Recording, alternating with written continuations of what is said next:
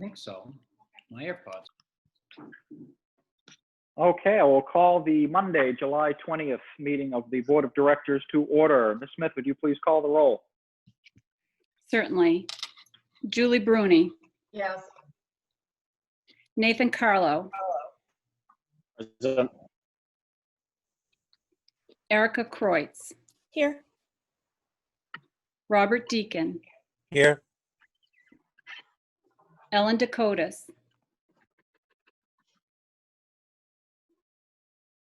We just had Ellen. Where'd she go?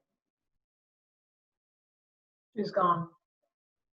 Tanya, could you give Ellen a call and see what's going on? Sure. Please and thank you. Yep. Great. Trevor Hustis, Present. Don Marian, Absent. James Moses, Here. Arthur Payer, Absent. John Sargent, Here. Jeffrey Williams, Absent. Mia Kovacs, I haven't heard from Mia, so absent unexcused for now. Julia Ryan, Julie is excused. Sarah Tracy. Unexcused. Thank you. You do have. You do Ms. have. Tracy is quorum? excused. She did email me and said she wasn't going to come. I'm sorry. Who is excused? Ms. Tracy. Okay, perfect. So you do have quorum with 7 members present. Great, thank you. Would you all please rise for the Pledge of Allegiance? I pledge allegiance to the flag of the United States of America and to the republic for which it stands, one nation, under God, indivisible, with liberty and justice for all. Thank you. We do have an addendum, several addendums to our agenda this evening, which were emailed out to you earlier today. I'll now entertain a motion to accept the agenda as presented. So moved. Second. Moved by Mr. Carlo, seconded by Mr. Sargent. Is there any discussion? Seeing none, Ms. Smith, would you please call the roll? Julie Bruni, Yes.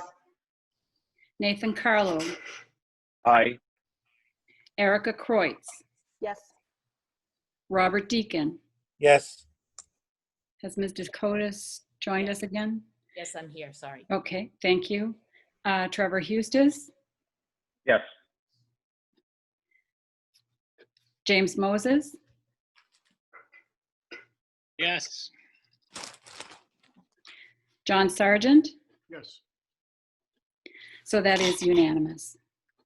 Great, thank you. Now have a moment of I was just going to say, where we have a lot of new members tonight, if we could just remind folks to mute until you're called on. We have a lot of visitors. We have a lot of visitors tonight in the meeting. Yes, thank you. If you aren't speaking, please do mute yourself so we don't have any feedback or background noise. We'll now have a moment of silence for Jesse Tyler Jordan, former Bonnie Eagle High School student. Jesse graduated with honors from Bonnie Eagle High School several years ago. He was praised by his classmates for demonstrating outstanding strength and courage against all odds. Assistant Superintendent Lori Napolitano remembered him as one of the most inspiring students I ever had the pleasure of working with at Bonnie Eagle High School.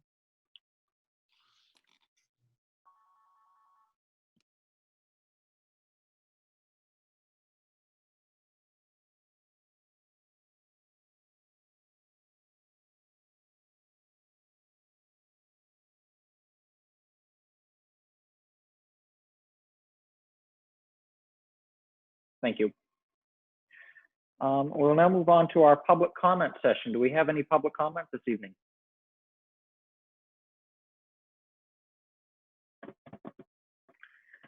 Seeing none, We'll move on to action item number 7, to tally the votes cast in all of the municipalities within MS86 pursuant to the warrant and notice of election of the district election held on July 14th, 2020, relating to the election of at-large school board directors, and declare the candidates elected for the at-large seats with the Buxton residency, Fry Island residency, Leamington residency, and the Standish residency requirements. The votes cast in all of the municipalities within Maine School Administrative number 6 pursuant to the warrant and notice of election of the district election held July 14th relating to the election of the at-large school board directors for the district is computed as follows. That for the 3-year term at-large seat, Buxton residency requirement, the MS86 Board of Directors hereby declares that Lindsay A. Atkinson has been elected to the office of District School Board Director at-large seat, Buxton residency requirement. The MS86 Board of Directors hereby declares that there is a vacancy for the office of the District School Board Director at-large seat, Fry Island residency requirement, which the municipal officers of the town of Fry Island should fill until the next election. The MS86 Board of Directors hereby declares that Julie Renee Anderson has been elected for the office of the District School Board Director at-large seat, Leamington residency requirements. And the MS86 Board of Directors hereby declares that John M. Sargent has been elected for the office of District School Board Director at-large seat, Standish residency requirements. Do I have a motion? So moved. Moved by Mr. Carlo. Is there a second? Second. Seconded by Mrs. Kreutz. Is there any discussion? I would just like to say, I know I have a piece later in our evening, but to our 2 new board members and to Mr. Sargent, who is returning, congratulations very much on your victories. And I'm sure I speak for the rest of the board when I say I look very much to working with you. So congratulations. Ms. Smith, would you please call the roll?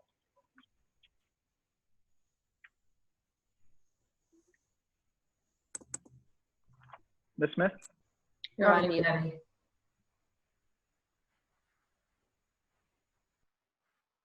Sorry. Julie Bruni, Yes.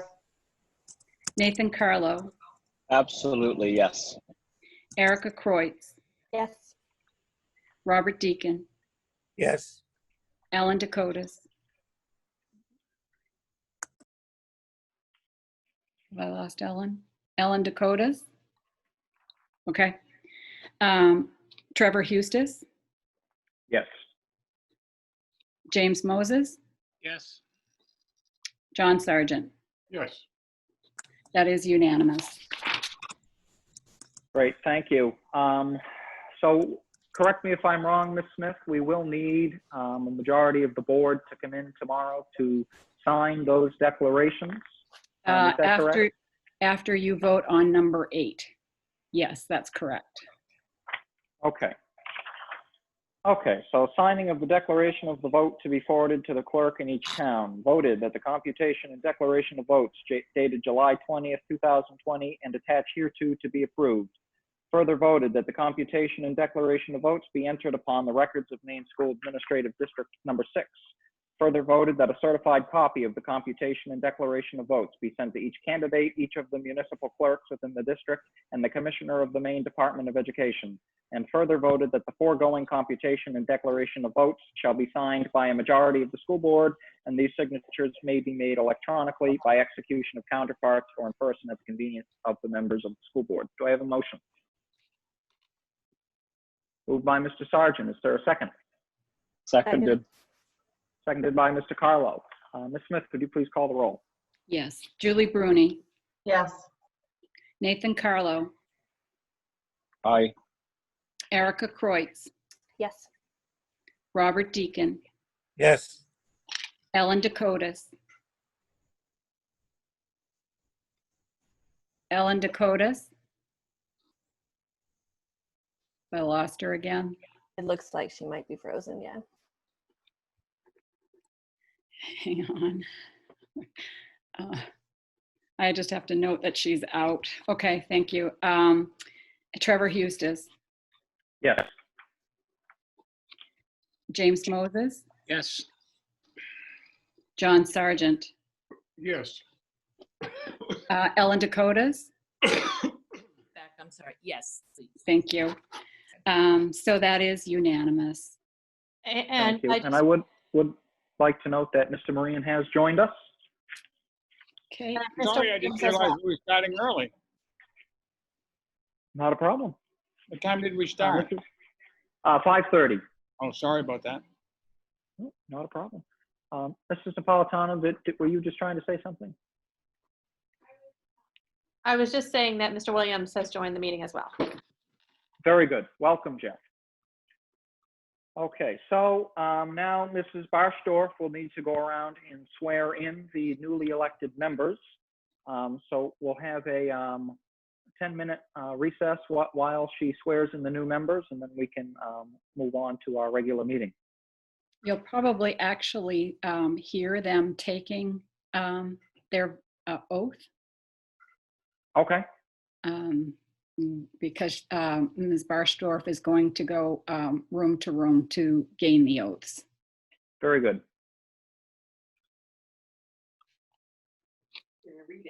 Read it.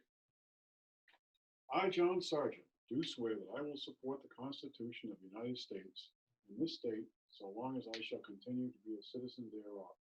And I will faithfully discharge to the best of my abilities the duties incumbent on me as a regional school board unit board director of the Maine School Administration District Number 6, according to the Constitution of Maine and the laws of this state. So help me God.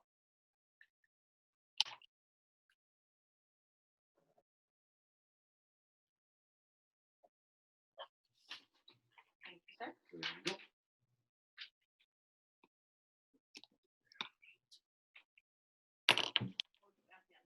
Thank you.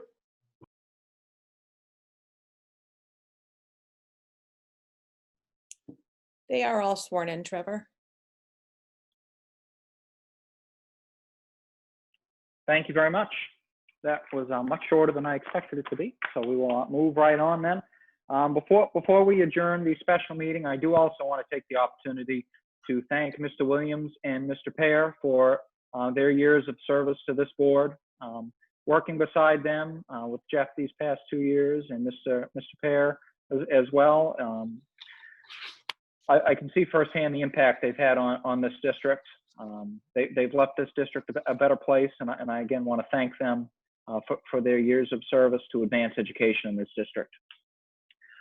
Seeing no other business, I'll entertain a motion to adjourn the special meeting. Can I just add, like you were Yes. speaking about earlier, we do need a quorum to come in and sign the declaration. So they're available tomorrow and this week. If we could get some people of the current board, the 2019-20 board members who voted to come in and sign that. I'll have them available starting tomorrow at 8 o'clock. I just need to make sure we have a quorum. I can be there. Okay, so Mr. Kotis can be there. I'll be there as well. Is there anyone I'll else be who there. can commit to? John Moran. I'll be there at Good some day. point tomorrow. I'll be there in the morning. Thank you. There's your quorum. Okay, just as long as I have a quorum or I'm going to be calling people. Thank you, sorry. Okay. Well, entertain a motion to adjourn the special meeting. Moved by Mr. Sargent. Is there a second? Seconded. Seconded by Mr. Carlo. Ms. Smith, would you please call the roll? Yes. Sorry.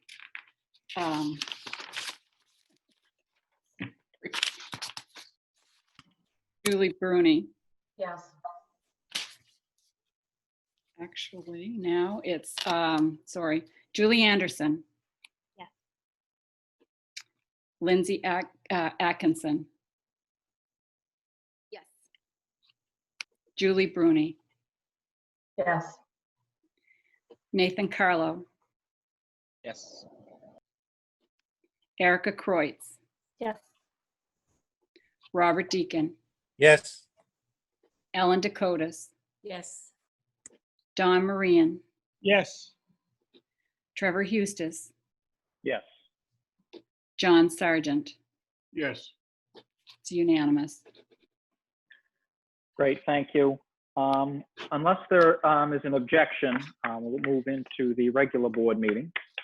So I will call the regular board meeting to order. And Ms. Smith, would you please call the roll? Certainly. Can I just ask a point of clarification? Like, can you start the meeting if it's stated that it starts at 6 p.m.? Like, is it different here than it is in person? I'm sorry, what was that? I didn't get the last part of that. My question is typically if we're in person, we don't normally start meetings earlier than the scheduled time that's posted. Is it different that you can do that on a Zoom meeting than you can in person? Well, it's my understanding, since it was on the agenda to begin after our special meeting, the 6 o'clock timeframe was a rough estimate. And so therefore, it would be acceptable to start. But if there is objection, more than happy to wait until 6 o'clock. I don't necessarily have an objection. It just stated on the thing that it was at 6 p.m. So I just wanted to make sure that we were legally able to do that in case somebody was dialing in and we're already started, but I'm fine with it. Okay. Thank you.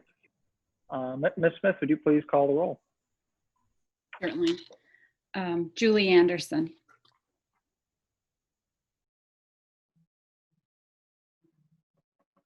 Sorry about that. Yes. Lindsay Atkinson, Yes. Julie Bruni, Yes. Nathan Carlo, Present. Erica Kreutz, Here. Robert Deacon, Here. Ellen Dakotas,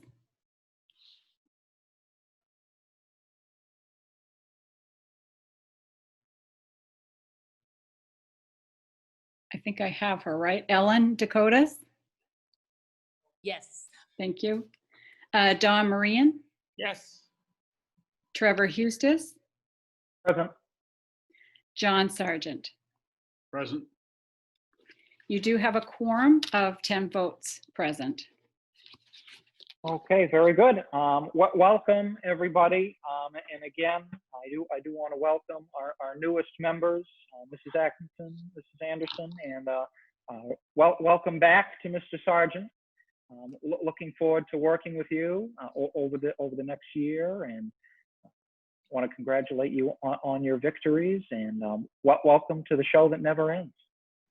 So with that, well, first, I do want to give any of our new members, if they have any words they'd like to say before we move into our agenda, feel free. Honor to be here. Thank you all so much for welcoming me. I look forward to working with you all. I have 3 children in the district. Actually, one just graduated, and I have a 15-year-old and 7-year-old. So lots to talk about. Very good. Mrs. Atkinson or Mr. Sargent?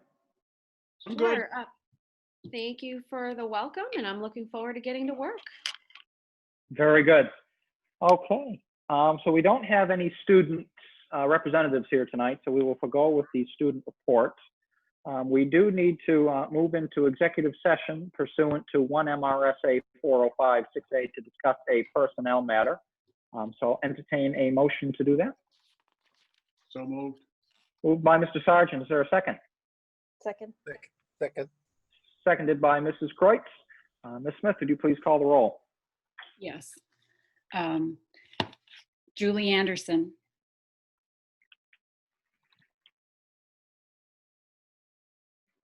You're on mute, Julie. Sorry. Are we voting on something right now, or just I'm Yes, present? go into executive. Yes. The motion is to go into executive session to discuss a personnel matter. Yes. Lindsay Atkinson, Yes.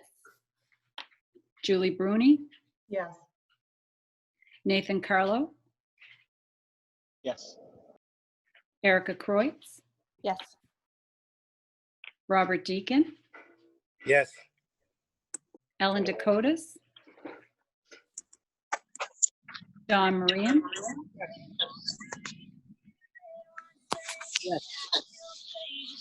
Trevor Hustis, Yes. John Sargent. Yes. That is unanimous. So I just Great. want to let people know that how this works on Zoom land is that when we go into an executive session, everyone who's invited to the executive session will get an invite to go into a breakout room, and you just say yes when it comes up on your screen. And then when we're done with the meeting, I'll send you all out of the breakout room.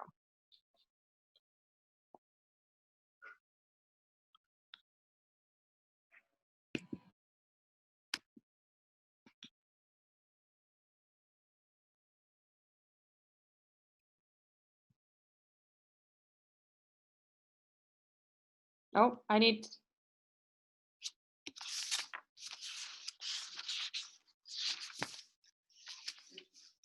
I don't see Craig here, Paul.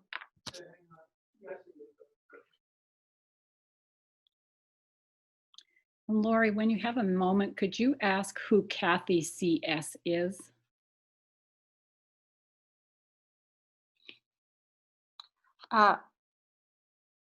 Kathy CS, if you could just either type in the chat box or let us know what your last name is so we can put it in as that you're participating in the meeting, please.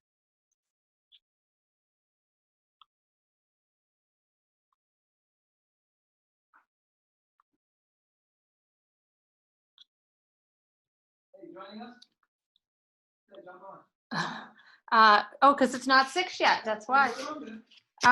Hetty, for us. Oh, it's Kathy Sargent. Thank you. All right, I'm joining the room.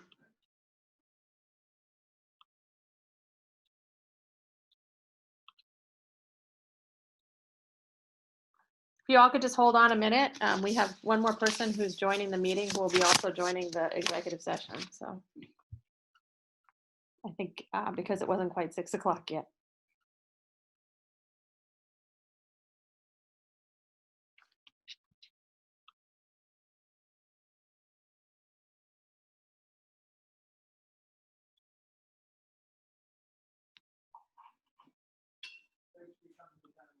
Mm-hmm.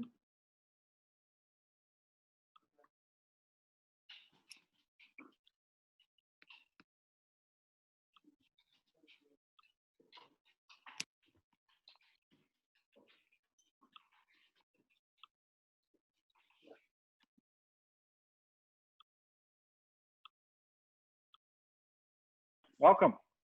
I think we were waiting for Craig, but I think he's here now. So. Yeah.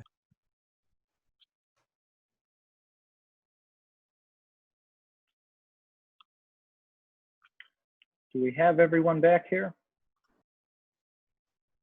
I think so. Okay, well, very good. I will then entertain a motion for to appoint Mr. Craig Pendleton as the principal of Buxton Center Elementary School for the 2020-2021 school year. Do I have a motion? So moved. Moved by Mr. Sargent. Is there a second? Second. John Moran. Seconded by Mr. Moran. Is there any discussion? Seeing none. Ms. Smith, would you please call the roll? Julie Anderson. Yes. Lindsay Atkinson. Yes. Sargent, is there a second? Julie Bruni. Yes. Nathan Carlo.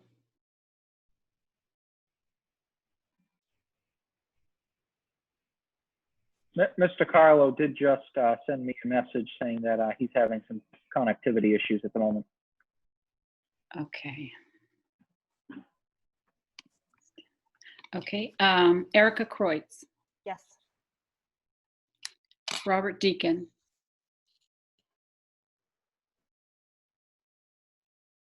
You're on mute, Bob. Mr. Deacon? Okay, so is that a yes, Mr. Deacon? Got it. Ellen Dakotas. Do I have to follow that act?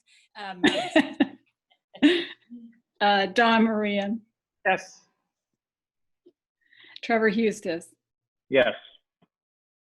John Sargent. Yes.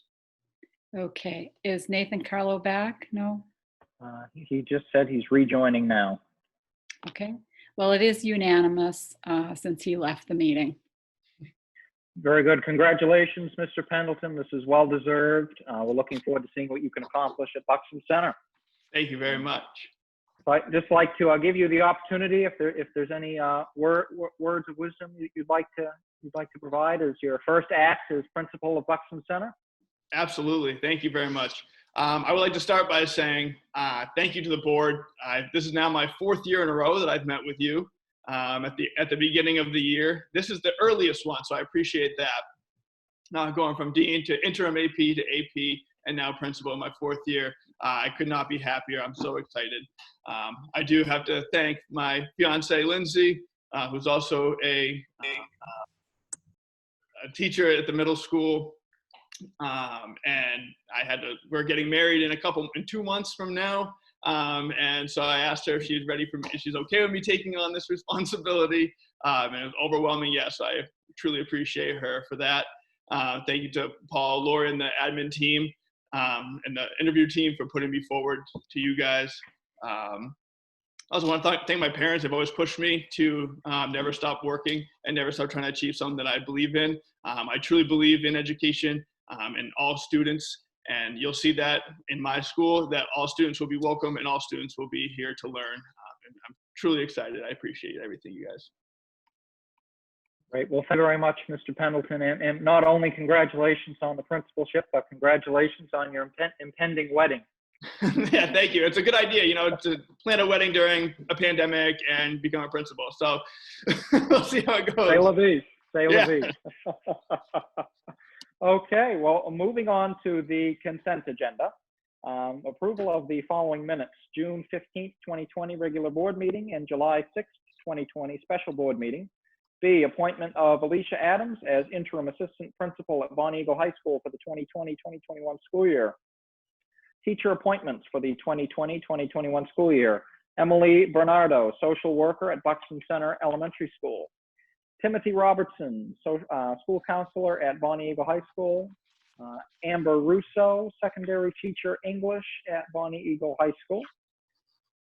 And yep, that's it. I'll entertain a motion. No. Did I miss them? We got on another page. Yeah, so- you missed a whole. Yeah. I did. Sorry. I found it. Okay. Michael Muchmore, elementary teacher at HB Memorial School. Mackenzie O'Brien, elementary teacher at Edna Libby Elementary School. Caitlin Packard, speech language pathologist at Buxton Center Elementary School. And Elaine Preventure, school counselor at HB Emory Junior Memorial and Steep Falls Schools. Is that all of them this time? Yeah, I think you got him, Trevor. Yeah. Okay, great. Well, I'll entertain a motion to accept the consent agenda. So moved. Moved by Mr. Carlo. Is there a second? Second. Seconded by Mr. Moran. Is there any discussion? Trevor, I just like to just make sure that all, especially with the new board members involved, may not understand. The assistant principal interim is a 1 year. It's a 1 year position only as interim of the position. Alicia has been the dean of students there as well for the last few years and done a wonderful job. Has put way above and beyond time in, especially with all the transition we had to high school when Miss Napolitano moved over to central office. So she's done a wonderful job. That vacancy was created with the movement of Ms. McGuire in the curriculum office for the secondary support that we need. And again, that's not budget impact. That's through our funding through Title II and curriculum office funding of making that move. So just for the new board members that may not know where that's all happening, we'll review and reflect on our successes in the spring, and we'll make our decisions how to move forward. But those positions are both contracted as 1 year positions. Great, thank you. Is there any other discussion? Seeing none, Mrs. Smith, would you please call the roll? Julie Anderson, Yes. Lindsay Atkinson, Yes. Julie Bruni, Yes. Nathan Carlo, Aye. Erica Kreutz, Yes. Robert Deacon, Yes. Ellen Dakotas, Don Marian, Yes. Trevor Hustis, Yes. John Sargent. Yes. That is unanimous. Great, thank you. And congratulations to Ms. Adams for your appointment at the high school, and to all of our new teachers and counselors. Welcome to Bonnie Eagle. Moving on to my report, I am very, very pleased to report that the board is getting new laptops. So at your earliest convenience, you are asked to turn in your Chromebooks to the technology department to pick up your new MacBook Airs. The technology department is at Jack Memorial at our learning center there. If you have any questions about that, feel free to reach out to Mrs. Smith or Ms. Muchmore. And for our student board representatives service awards, unfortunately, our student representatives are not present this evening, but it is custom to present our student representatives a plaque to thank them for their outstanding service. Hopefully they will be joining us at our next meeting so we can thank them in the proper manner for their outstanding service. And those will be mailed to the student representatives as soon as possible. And as you know, at our last board meeting, we did vote to hold a new board member orientation and a refresher for current members on August 13th, 2020. So I do want to, if anyone has any questions they'd like addressed in this meeting, any points they'd like brought up, please email the next chair, Mr. Penna and Mrs. Smith, so they can work with whoever we need to work with to make that happen and get you the information you need. Are there any questions for me regarding my report this evening?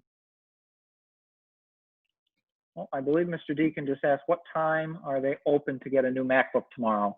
Mrs. Smith, do you know what time technology opens tomorrow? You'll have to call and make an appointment to go. So, Okay. you know, if you can just give them a call, make an appointment, they're happy to expedite this process so you get the most up-to-date devices. What time do they open in the morning? I think they're there fairly early. Tanya, if Tanya's still here. Down here, we usually have somebody there from in the computer text by 7 o'clock. Okay, because I'll plan to go to the central office, so I'll call before I go to central office. Thank you. Perfect. Okay. Thank you. Great. Okay, are there any other questions or comments from my report this evening?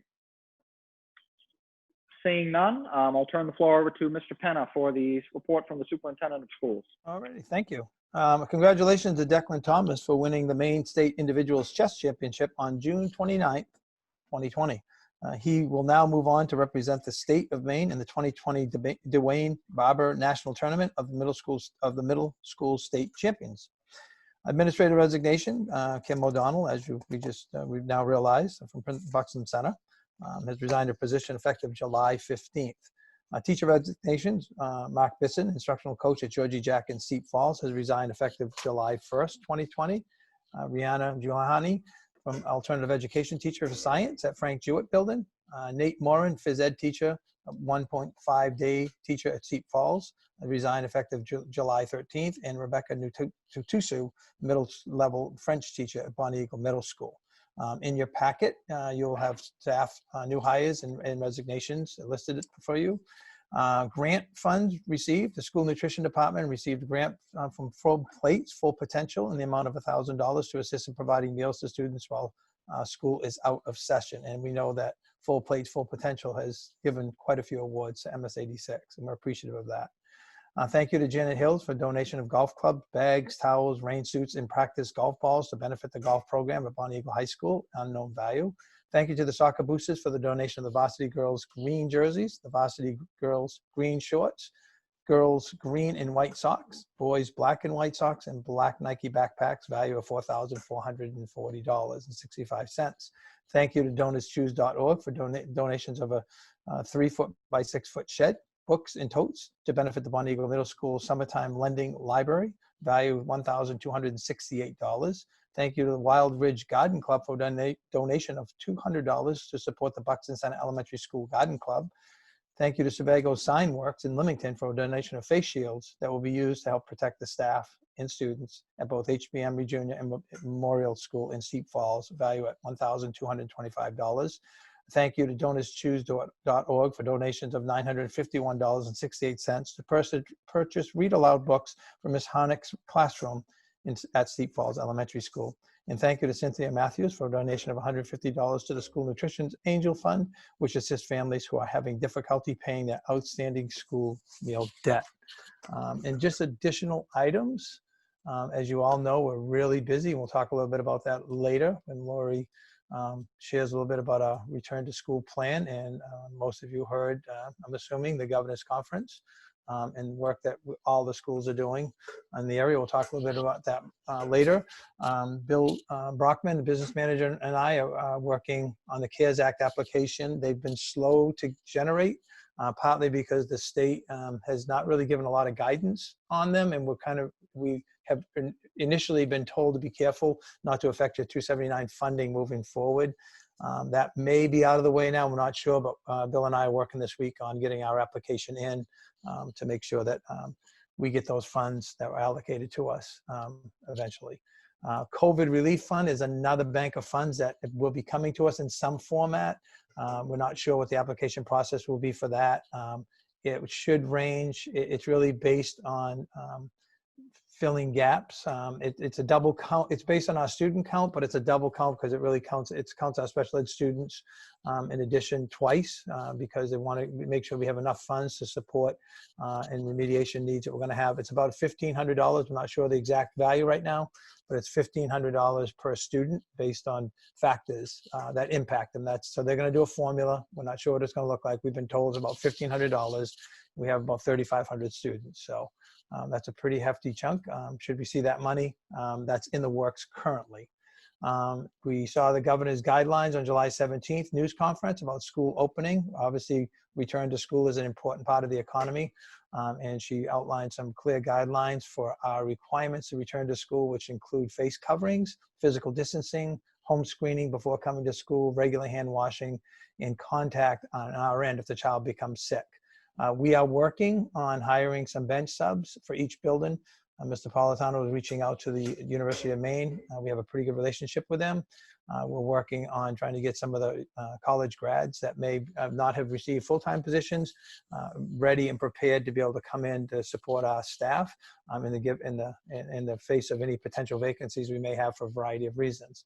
We're also one of the recommendations from the national organization of AASA, which was business managers and superintendents nationally. Within the recommendations, I recommend an RN for each building. So we're working on that process before we return to school. We would looking at putting an RN. Again, we'd be using COVID money. It would be we'd write them as one-year contracts, and then we have 2 LPNs currently who actually hold an RN license, but are working as LPNs. So we may, our plan is to probably move them forward as RNs on a 1-year contract to cover all our buildings except for Steep Falls, where the enrollment is continuing to be relatively low. We're looking at less than 90 students there next year, and we'll have an RN at Georgie Jack and at HB should they need any help there. So our plan would be to staff that with an LPN at this point, primarily because we do have 2 LPNs that are RNs, and we can put them on staff immediately before school starts. So that's our initial plan as we roll into finalizing our return to school plan for September. And that's the end of my report. I'll take any questions. Any board members have any questions? Mr. Deacon. Yes, with a strong individual chess player, do we have other supporting organizations in that student school or other schools to support chess in the long term? Because that's quite a distinction to have a player at that level. And is there any booster club for that program? There is not a booster club for that program, but they do. I know they do have some funding that they do on their own, as well as activities funding that we always do to support students that are successful moving forward through the activities fund at each building. But there is no chess club per se? There is a chess club. Yeah. There is. Yeah, there is a chess club. That's the organization that he was working from. We have a chess club This- and a chess team. They kind of Yeah. work, it's kind of, some of the kids are on the team and some are in the club, some are both. Yeah, yeah. And there's a Schedule B stipend for an For the advisor position. / coach, and also supplemented with activities money. Okay, thank you. Great. Mr. Carlo? Thank you, Trevor. I have some questions about the governor's 165 million. Should those come later on after your report, or should I ask them now? Mr. Penna? After whose report? After the agenda item where we're talking about the district's plan. Yeah, you could, you could, why don't you wait? I have some, okay. Why don't you wait until then and we talk about the plan, and then we'll see, because we're pretty unclear about how that money is rolling out to us. Everyone's saying a lot of things. We've seen nothing in writing. So we're just proceeding the best we can. Okay, I have two questions not relating to the funding. Yep. On page 4 of the minutes for the Board of Directors meeting on July 6th, I was reading that it will not be possible to continue to build pathways with the Westbrook Regional Vocational Center. Can you explain more what that means? Yeah, well, we built the ELA pathway, and then with the addition of the math teacher that we took out of the budget this year to make the budget projections that we had to, again, move a math teacher from the high school down to the, back down to the alternative ed program. So they don't have a dedicated teacher, which means we don't have the dedicated number of staff at the high school in order to put a person like we did with Miss Jones, who actually was physically at Westbrook Vocational. Part of her assignment was to be there to call out what are the ELA standards that we could benchmark that are also Bonnie Eagle standards, or create that so they could build a portfolio. So that plan is kind of put on hold because we don't have the teacher in order to free up to do it. And you need a content teacher to do that. However, what I'll tell you is that part of Ms. McGuire's work in the curriculum office will be to look at some of look at the standards that are being offered at the Westbrook Vocational Program to see which ones actually align with Bonnie Eagle High School. She's in great position to do that. She's a math teacher. Was the assistant principal, and knows quite a bit about the curriculum that's taught at Westbrook and taught at the high school. So she'll probably be able to create a document. We just will probably not be in position to have somebody that can supervise students and help them build their portfolio to document their credits. Okay, so no existing services have been affected. No existing services have been affected. Okay. We have not stepped back from anything we're offering our students at all. As a matter of fact, the only one thing we have added, even within this budget, is the Stretch Academy piece, which is the identification of the AP program. So, but nothing has been reduced. Okay, thank you. Would you mind providing just a brief synopsis of the results of the thought exchange that was put out about the potential for reopening schools? That might be better. We can address that in the reentry plan. Yeah. Plan. Okay. All right. Thank you. That's all. Okay.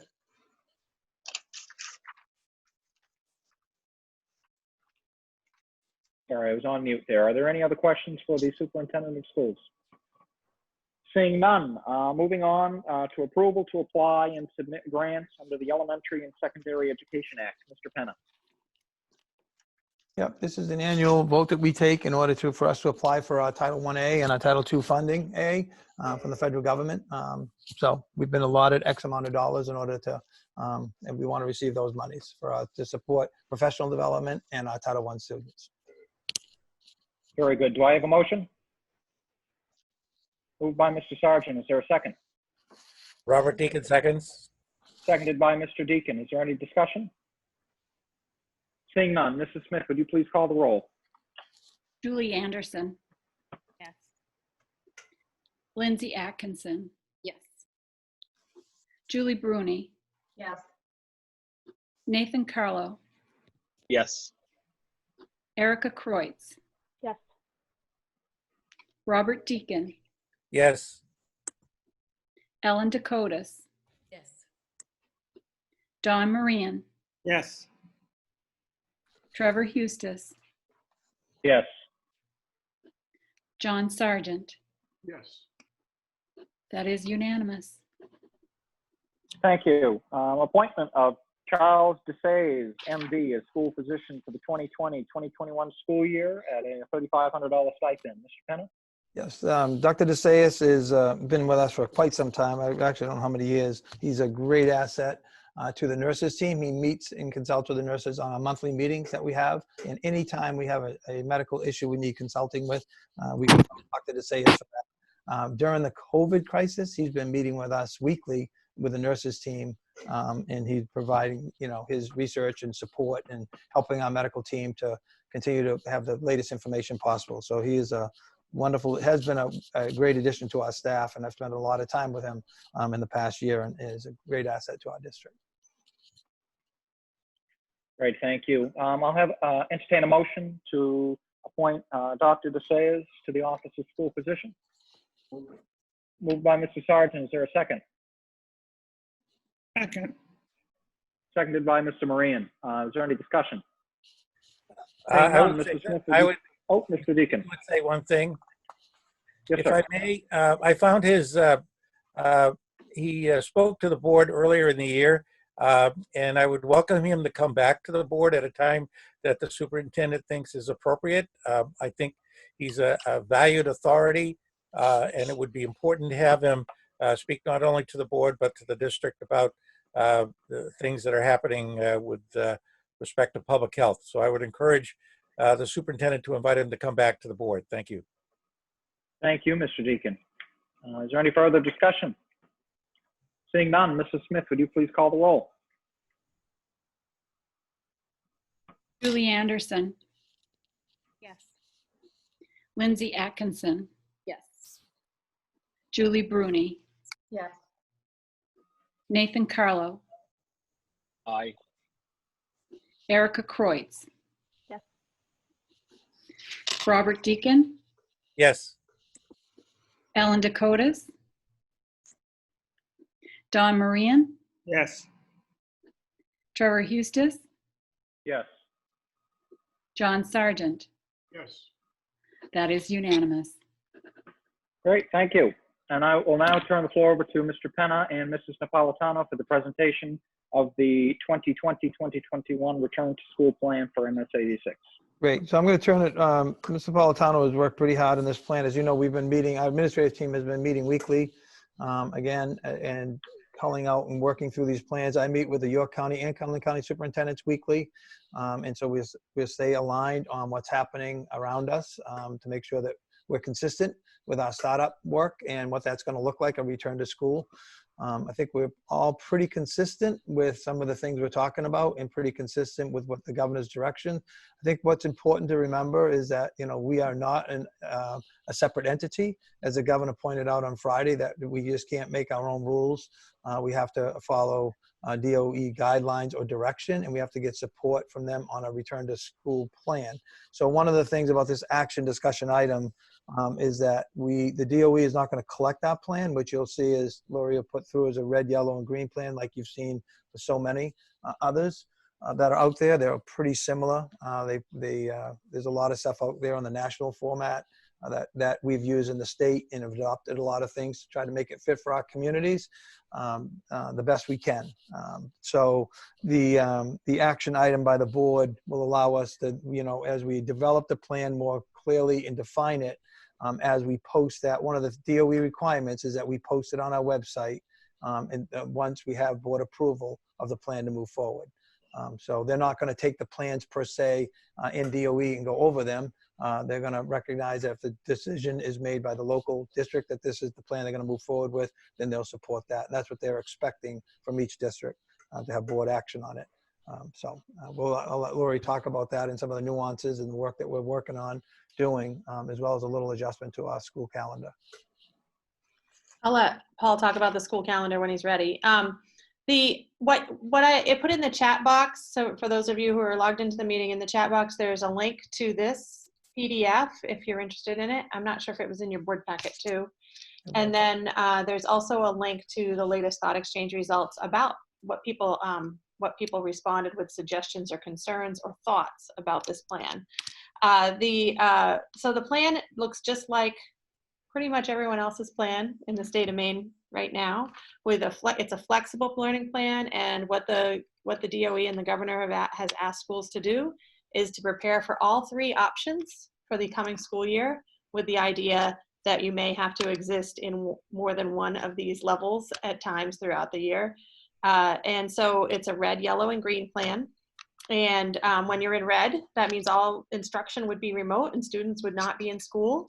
That would be similar to what we had this past spring where we're using remote learning options for all students, and the only people that come into the schools are essential workers. Yellow level 2 is a hybrid schedule of both remote and in-person instruction. At this level, we would have some restrictions in place, but like there might still be some community transmission, or their case numbers are at a level where we need to do smaller populations of students in the buildings. Under these circumstances, groups of students will alternate between 2 days in school and 2 days of remote or independent learning, with everybody remote on Fridays. And the idea with yellow is that you're just limiting the number of people in the building so that you can spread out a little bit more and reduce the risk of exposure. And then green would be all students attending school. But even though all students are attending school, there would still be a lot of procedures in place to reduce the risk of exposure. Things that are just now going to become common normal practice at school, like our extra cleaning measures and emphasis on, hand sanitizer and hand washing and things like that. Possibly face coverings, depending on where we're at with recommendations from the CDC and the state at that point. So we talk a little bit about what are the factors we consider when making decisions about which level we'll be in. This is what we put out last week, but I just want to add that there was an update on Friday when the state put out their updated plan. And essentially, not only are we using red, yellow, and green, but the DOE will also be using a metric to determine whether or not counties are red, yellow, or green. And it's possible that because we're in Cumberland County, and Cumberland County seems to have a higher incidence of cases than anywhere else, there's a possibility that everyone in Maine might be green, but we're yellow, for example. So the other thing that we look at that, but we also still have the opportunity to make some of our own decisions. These are guidelines, but we also have, we've looked at how starting the year in yellow might be prudent, because it would allow the teachers and the students to get used to all the new routines and the new way that school operates, without having everyone in the building and having it crowded. It might be easier for people to adjust if we sort of start slow. No matter what, we're not going to make a decision about whether we're operating in level 1, 2, or 3, today. We're not asking for any approval of any particular plan today, just a discussion. But at the time that we sent this out, we thought that everybody would be in level 2 yellow. So that we put more information about that one. We didn't really put out to the public the details around the red remote plan yet, and we didn't really put out details around green yet, because the yellow seemed to be the most complicated and the place where people had the most questions. So that's the one we focused on first.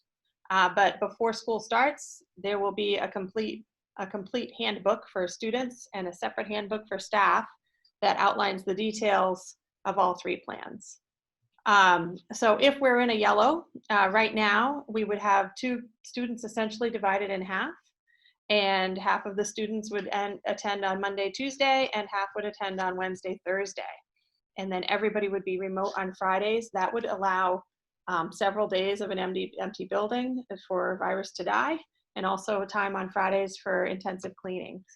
The other piece is we've divided right now we're working on dividing the students. It's sort of semi-alphabetically. That's the only way to really get half of each classroom, but it's not an exact alphabet split. And also there's obviously, we're making an effort to make sure, even with students all in the same household or on the same days, regardless of if they're even in different buildings, things like that. So the administration right now is sort of working on getting two groups, with the idea that we'll put those parents would get their, whether their BE group or the Scott group, in an email, and then an opportunity to, if there's a hardship or an issue, we can make some adjustments. Then we shared a little bit, just some of the things that we would be putting in place each day. Again, this is just a short version just to give people an idea. There would be a lot more detail in the plan when it comes out and when we make decisions. But essentially all students would, we would expect parents to screen at home by checking for symptoms each day and taking a student's temperature. And then when students get to school, teachers or some staff member would also be checking for symptoms. We would not be checking the temperature of every single student that walks in the door. We've talked a lot about this with Dr. DeSayas and with our health team, and it doesn't appear that, well, it isn't really a great indicator of health because of whether or not someone has COVID, because if you'd taken some Tylenol that morning, you wouldn't have a fever even if you were sick. We have a lot of people who are positive who might be asymptomatic, et cetera. And it's not feasible right now. Even if we wanted to purchase, 400 thermometers, one for every teacher, we don't, it's pretty much impossible to get your hands on them right now, on those no-touch thermometers. So for now, we just, it just seemed like taking temperatures was more to make people feel better than to really prevent spread of the disease. So we're not taking temperatures of every student. Instead, we're going to be doing health screenings every day with kiddos and asking them, and then teachers will be referring kids down to the nurse's office for a temperature screening or a further assessment if kids answer yes to any of those "how are you feeling today" questions. Lori, pardon my interruption. Yes. Erica's power went out, but she just texted me and she said that she's trying to get in now. Okay, hold on a sec. I got to open back up to the big screen for that. Sorry to interrupt. That's okay. Oh, there we go. She should be good now. Before I go any further, any questions about health screening or the division of the day? Mr. Deacon, I see your hand. Mr. Deacon? Thank you for reminding me. The superintendent answered part of it. Because of the distinction in counties, we could have York County green and Cumberland yellow or something. And I understand from Mr. Penna that we're going to keep one plan for the district, all the same.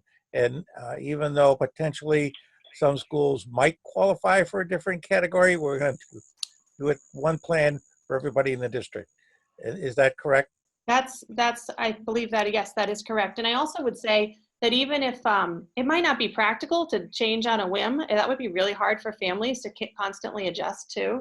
So if even if we were in yellow for 2 weeks and then the metric changes every week, every week the metric would come out again, and it might not, and we might need to give people a little advance notice before we switch from yellow to green, right? Or we may want to have a conversation about it. So I think even though the color might change week to week, or one county might be one and one might be the other, there has to be some planning put in place before we shift from yellow to green in our instruction. Certainly. And the other question I had was concerning school buses. We have a large fleet, and how does social distancing and could you clarify for the public how that's going to work? Sure, that's the next piece of the plan, transportation. So the plan right now is to transport students in smaller groups. There's been a lot of numbers thrown out there from 12 to 24 and so on. We are planning on about 23 to a bus. That leaves a seat behind the driver empty. On our 77 student passenger buses, we would really be putting one student to a seat. So planning for transportation is honestly one of the biggest hurdles in the yellow plan. But we have a transportation team that's working on it. Dottie Muchmore, our transportation director, as well as her staff. But we also have some administrators from each level who are working on how do we create the who's in which group lists and working with transportation on that. So then there's also a whole bunch of cleaning measures that take place on the buses. It's enhanced cleaning, different than what we've done in the past. With sanitation in between runs. The students would be expected to wear face coverings on the bus because they're not in their regular classroom cohort. The We also have already surveyed a lot of parents and have started gathering lists of parents who are able and willing to transport their children just to help with the transportation issue. It's going to come down to drivers and staffing. And we ask for people's patience on those routes too, because we might need to do 2 runs out to some areas, and some kids might be getting to school earlier or later than others. But that's all still in the works. Yes. Just take a breath. Just 1 sec. I just want to answer some of the statements, just to respond. And Trevor mentioned that the chat questions are not going to the public. So for the public that are listening, questions coming in on the chat, will substitutes have access to this plan easily? The answer to that question is yes. We plan to meet with the substitutes, and this will also be posted online. Will teachers be health screened as well? Excuse me. They, again, we'll have a staff handbook that we're working on putting together that they'll have, but that will also include self-screening at home.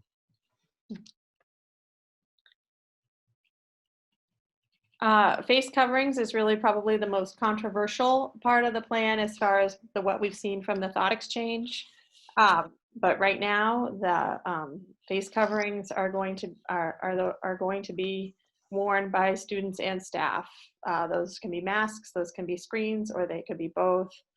At the time that this draft was developed, we were looking at information from the American Association of Pediatrics and the CDC, where there's a lot of mixed messages about face coverings with small children.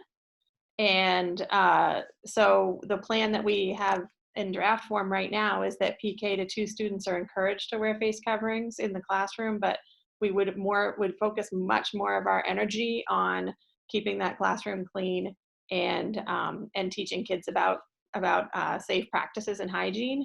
But in grades 3 through 12, face coverings would be required unless they were sitting in a place where they're socially distanced, where social distancing is maintained, and the classroom teacher says, yes, you guys can take your masks off. For example, there's an example here, but if we're working in a reading group and there's 4 students sitting around a table and they're only 3 feet apart, they probably need to have their face covering on if there's not some barrier or shield.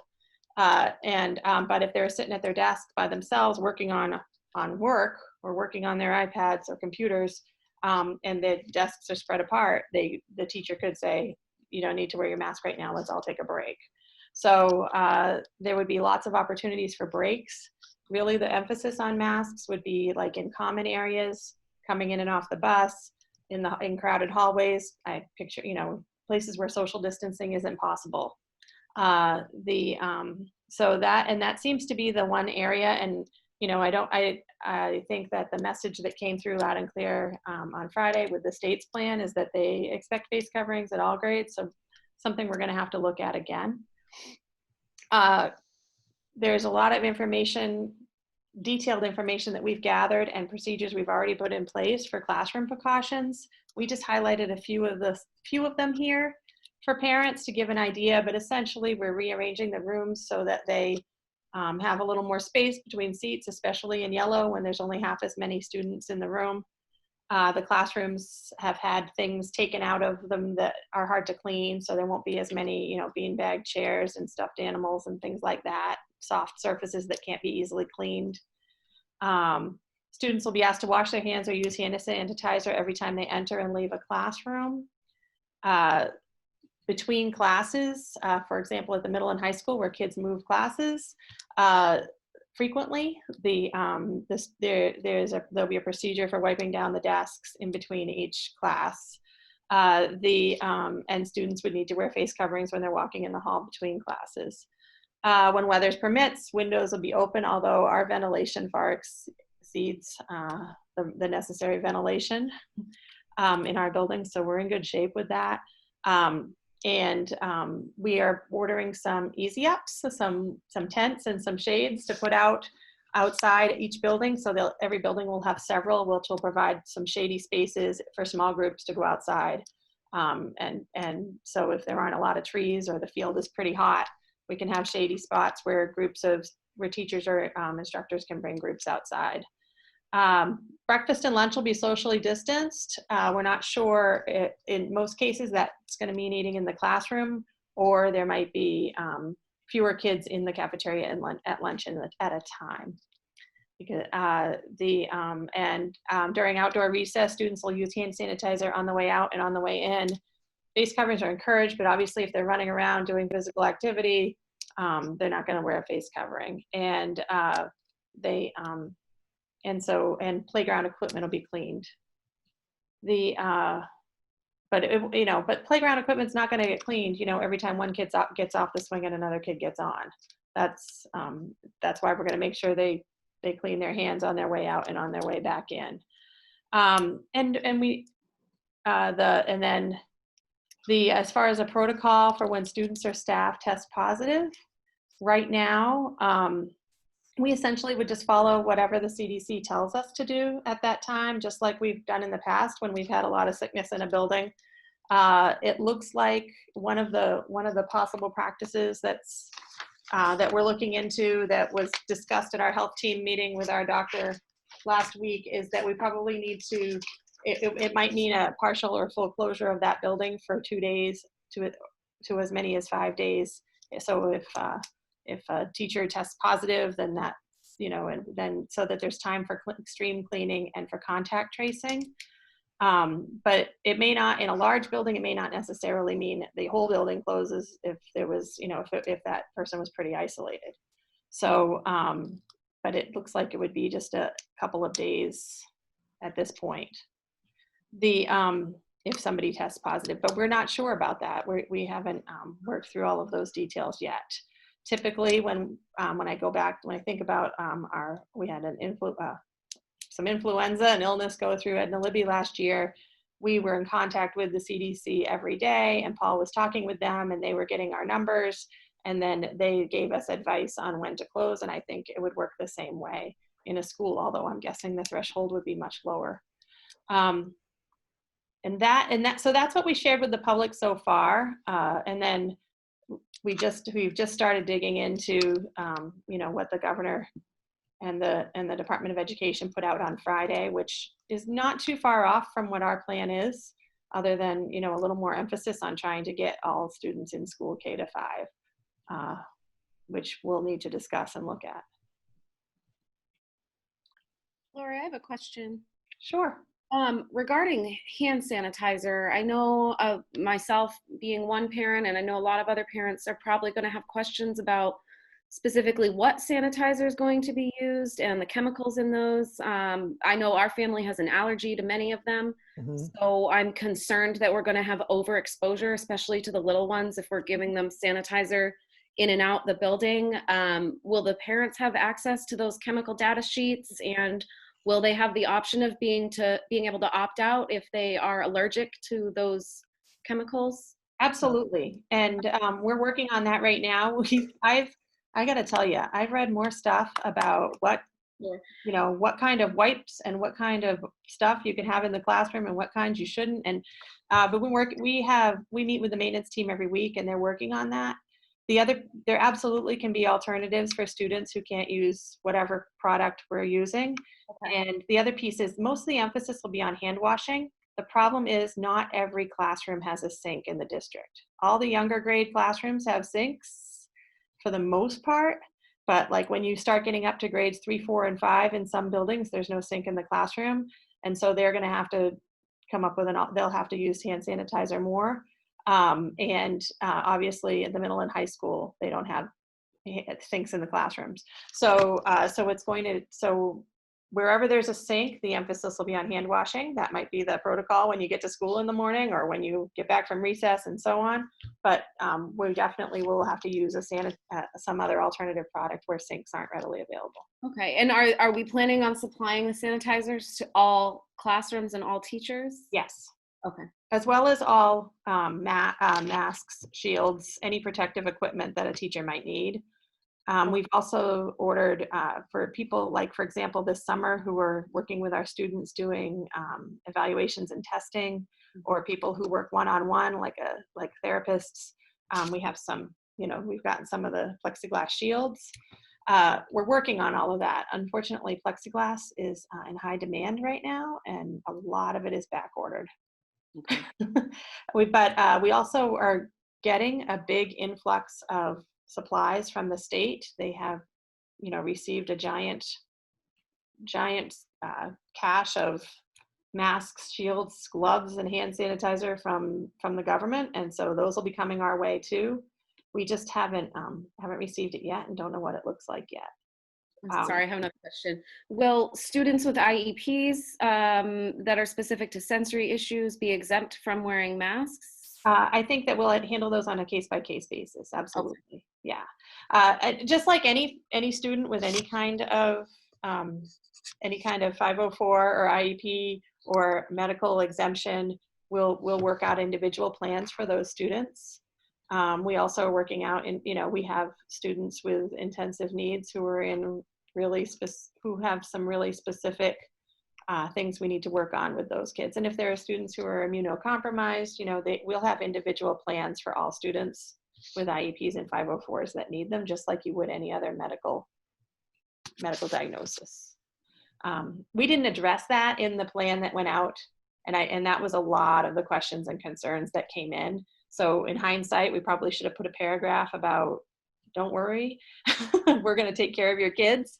I think the other piece is that our new special ed director is planning on holding separate meetings and forums for parents of students with special needs in August. That will be separate or in addition to the ones we're having in the next couple of weeks. I have a question as well. Regarding the face mask. So has there been any question about any legal concern that needs to be considered regarding the mandating of wearing masks? Because I guess I have a hard time understanding what the DOE put out, because I've read that everything is intended to be advisory, and that there would never be any sort of enforcement mechanism. So my question is, what might be the harm in allowing the option for parents to be able to decide whether or not?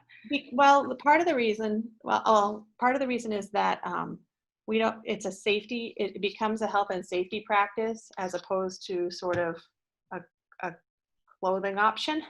And so we've certainly been, I could tell you that the lawyers would say that we absolutely could go down that road of enforcement and exclude somebody who refuses. I don't think that's any kind of way that we want to approach this at all.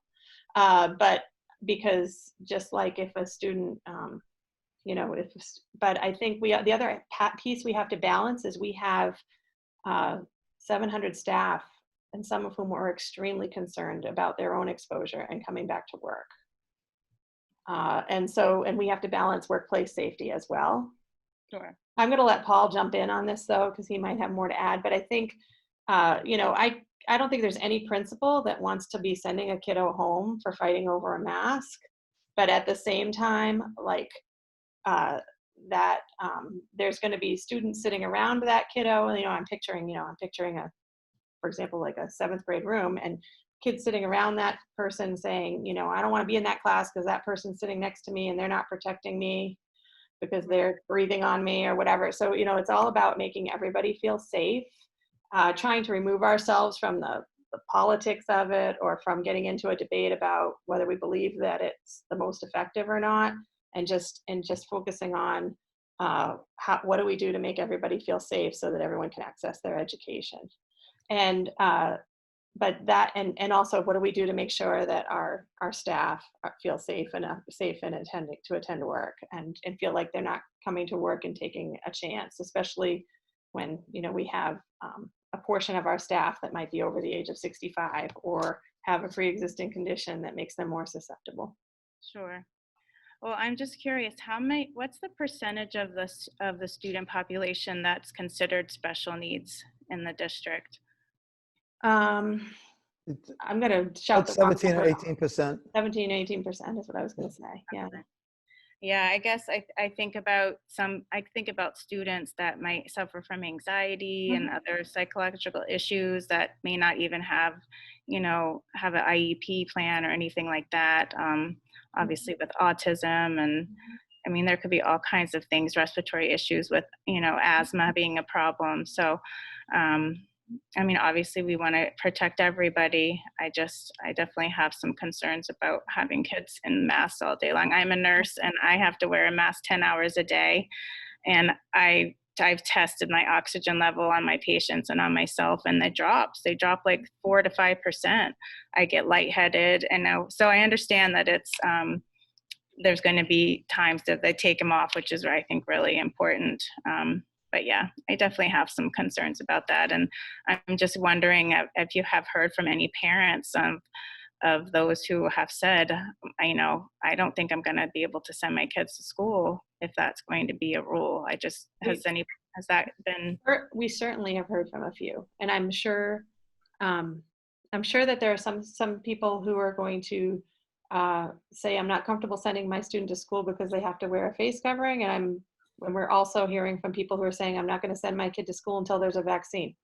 So we have both sides of it, and we one thing we haven't addressed in this plan yet, and that has been and if you look at the thought exchange that I shared in the chat box for you folks, or anybody can log into our thought exchanges from our website. The people that we had 1,200 people respond and give their thoughts on this plan in the last week, and overwhelmingly the top thoughts are concerns around face coverings, but more importantly, concerns around an option for online and not coming to school. And it's hard to tell. That kind of contradicts a little bit from what our principals have gotten from reaching out to individual parents in their schools and trying to get a count for how many are coming. And it looks like, we definitely have 15 to 18% of people who are considering not sending their students at all for a whole variety of reasons. And do we have an all remote option? And so we're working on how we might be able to provide an all remote option for some students. Obviously, students who can't come to school because of and they have medical documentation to support that cancer treatment, something like that. We will provide, we can provide an education for them just like we normally would. But we don't really have, we haven't figured out yet how we could provide a remote online option and have the teachers be teaching in the classroom at the same time. We just don't have the staff. So if the teacher's working all day, 4 days a week in person in the classroom, they can't then go home at 3 o'clock and log in and teach again to the kids who are staying home. So that's the conundrum right now, is how would we staff and who would be providing remote learning for those who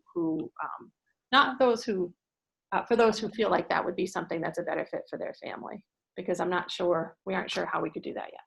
Is it possible to set up any sort of like Zoom in the actual classrooms themselves while they're teaching? We might be able to. Like I said, we haven't figured it out yet. We certainly cannot. We don't. We know that our building doesn't have, our network wouldn't have the capacity to be running 400 simultaneous classrooms at the same time, and in any building. So, for example, at Buxton Center, we can't have every teacher Zooming at the same time in the building. It wouldn't handle that. We have lots of options we're looking at. Like, do we identify like one third-grade teacher whose classroom gets recorded so that someone can watch it later? Something like that. But honestly, I don't. I think that we don't. Isn't what the things that we're thinking about doing for remote learning probably are not going to be as robust as the in-person instruction. Right. So we do have a few people who've had their hands raised for quite a while now. So I'll recognize Mrs. Bright.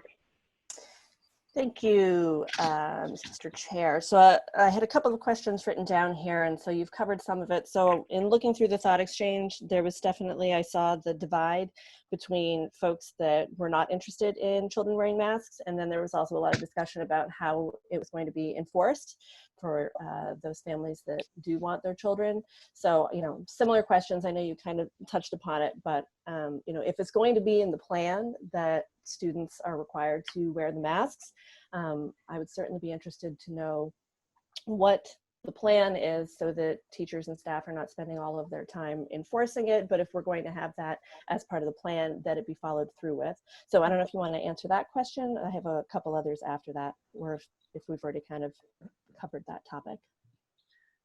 Well, I think what Lori, I think obviously we don't want it, this is consuming our time and energy on which we don't have a lot to say about. I mean, the issue is the governor has made a statement about masking students in the school, and DOE will write their report at some point and give us our conditions of how we have to return students to school. So we're not a separate entity that can make so we're going to do the best we can, understanding that there are different opinions about this, and there's different information coming out as early as today about the value of the mask within itself, although we see lots of countries that are getting higher numbers going back to some of those practices. So again, we're not the medical experts, but we have to take direction from the DOE and the governor's office. So we're going to do the best we can with those regulations, and we're going to enforce what we can enforce. But we don't want it to become a battling ground where we're going to tear the district and community apart because everyone has their own opinion about it, which is absolutely true and they're entitled to it. But we're caught in a public health issue that we're being, dictated, and they say guidelines, but they're not really guidelines if you don't follow them. And they're saying pretty clearly that these are the things you need to follow. So we're moving toward that plan for the safety of the school community. And that's based on the guidance from the CDC and the DOE, which is who we have to, that's who we lean on our decisions. So we'll see how that plays out as we move forward. We just hope to bring people together on helping us resolve the problem and not splinter people or splinter the community on the issue, because everyone does certainly have their particular feeling and about it. And it's challenging. Great. Thank you, Mr. Penna. Second question that I had, again, Laura, you started to touch on it. In looking at the thought exchange, there were a lot of families that were interested in if the district moves forward with the yellow plan with the 2 days in. A lot of families are not comfortable sending their children at all. I can speak as a parent. I did fill out the survey from the principals from both Georgie Jack and Steep Falls, and I had initially said that we think we would send the children in. As we all know, this is very much a moving target, and with numbers going up across the country, I would be one of those families that would change my mind at this point. So I think that may be why you're seeing some of the incongruous responses from the initial surveys a month ago. Everything is changing pretty rapidly. So for those parents and families that are interested in 100% remote, I think we should definitely continue to explore that option. Really nothing more to say. Absolutely. You guys had already answered that. And then the last question was, I have concerns about, again, similar to the, building on that same point, that this is a bit of a moving target with things moving quickly. What sort of plans are there for if we need to switch between the levels? This is the whole idea of this, is that it's fluid so we can move between them. And I'm just thinking, if we start in red, move to yellow, we think we're in green, we need to move back to yellow. How quickly are we going to expect the staff and the community to change on this? I know, I have the luxury of being able to work remotely all the time, but there are a lot of families out there that need to accommodate for childcare and can't just turn on a dime. So sort of what, as best you can, how can you talk through how we would move between these different levels? I think that we need to work on making sure that people know that people are kind of prepared. I think everyone needs to be prepared, because if the governor or the CDC decides that we have to close again, like we did on very short notice, we might have to close on short notice. I think that as far as moving between green and yellow, we might have some time to pause and give people advance notice of a week or two. We were looking at this, honestly, we would like to look at this as you take it 1 month at a time. Like for the month of September, this is the plan. And then near the end of September, for the month of October, this is the plan. But we don't have control over all of it. I mean, I think, Erica, that by, our plan, and a lot of districts are doing it differently. They're saying their plan is going to Thanksgiving or Christmas, and we're not saying that. We're going to be in our plan goes out until the end of September. And we all know, obviously, when we start bringing students into school, by the end of the second week or the third week, you know, the full second week, which would be like September 18th, we'll know where we stand and what's going on and what's happening and what isn't happening. As far as if there's any changes in the communities, or if any changes at the state level, or how it's going with our school. So we should be able to let the community know pretty quickly that by, you know, the week of the 20th in September, we should have a pretty good handle on what's coming next, to give them like a two. And then again, the turnaround time can be flexible in saying that we're going to start the green plan on, which everyone would be delighted to have that happen. You know, they say we're going to start that on, you know, October 13th or something like that. So we do plan on keeping our plan rather fluid and try to go month by month and try to I think we're going to be able to evaluate pretty quickly how well it's going, and to be able to make some decisions. It's as long as and of course, going to green is the easy way. If we feel comfortable enough to go to green, that's just bringing everybody back. And we assume things would be moving in a positive direction in that regard. If we could bring everyone back, we'd be delighted. Thank you. Great. Mr. Deacon. Thank you.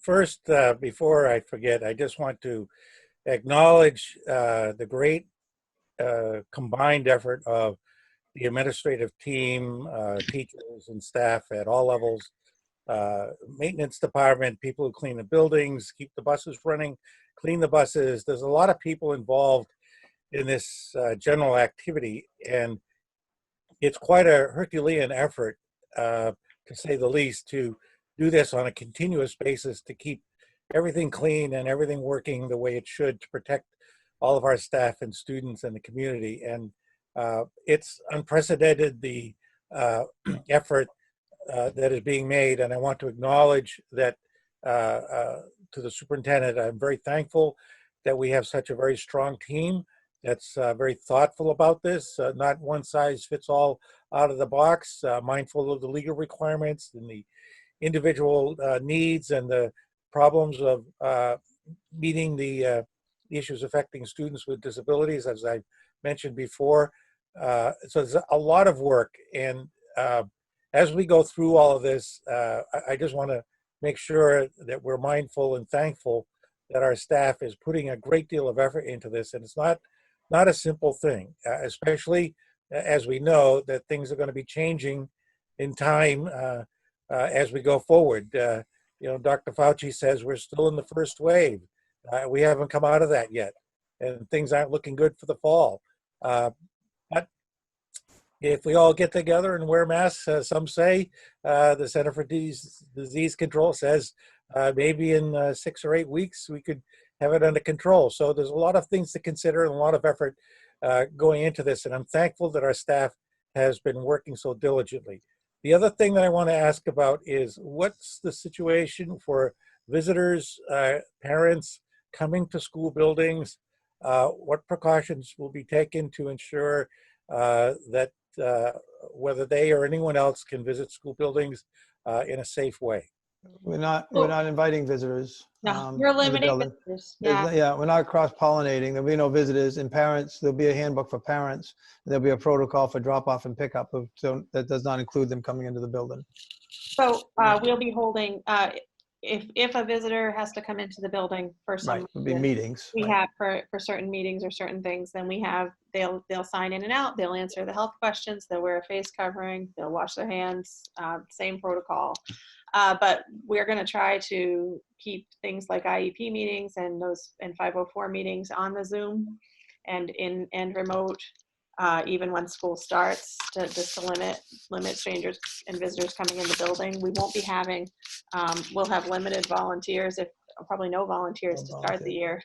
And like I said, our substitute teachers will have to, we're going to have a meeting for them and have trainings. Other things that we've done just to kind of keep that cross-pollinating to a minimum is we have plans right now, students who go to vocational centers, PATHS and WRBC, they will they'll go to those centers for their half a day as scheduled, 2 days a week, or maybe more once we go to green, but the other half of their day will be remote in nature. So they won't be going to Portland Arts and Technology High School for the morning and then coming back to Bonnie Eagle High School in the afternoon. If their voc will come first, and that'll be their priority, their CTE program or their internship or whatever their training program is. And then they'll do remote learning or online classes for the other half of their day. We also have worked with, we are on the same page, so to speak, as all the other superintendents and school districts in Cumberland and York County. And all of their yellows, for the most part, all of them are doing remote on Friday, just like us, so that the schedules will match up. And that also is to support, and they're doing 2 days on, some are doing alternate day, but a lot are doing what we are, so that we can all kind of be together in the schedule. That way, when you have employees in one district who have children in another, their schedules aren't completely different.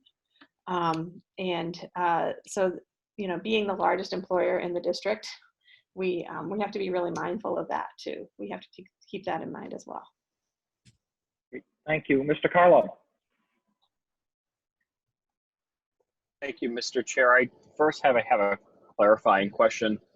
Last week, MSMA sent out an advisory to all our emails, and I've heard the mask debate brought up, and sometimes it's been referred to as an opinion of the governor's office, and in other parts of the conversation it's been referred to as a requirement. This advisory that we got gave me the impression that it was a requirement that the governor was imposing on every school district, no matter what the color designation of that county was. Is it a requirement, or is it an advisory opinion from the Department of Education, would be my first question. Well, we don't know because we don't have the department's plan, but as she said on Friday, it's going to be a requirement. That's what I heard. So we're still waiting for the DOE plan to come through that. Yeah. So we have no control over whether or not our students are wearing masks or not. And I think that's my point. As far as us working together, we're trying to organize a plan, but we have requirements that are coming out of Augusta that we just may not have individual choice about. Right. So we have to just understand that and work together on it the best we can. Yeah, given the challenges that it presents for all of us, including, so definitely. No, I understand the requirement portion. I just wanted to clear that up because it makes me need to not ask another question that I had. My second question is, let's see here.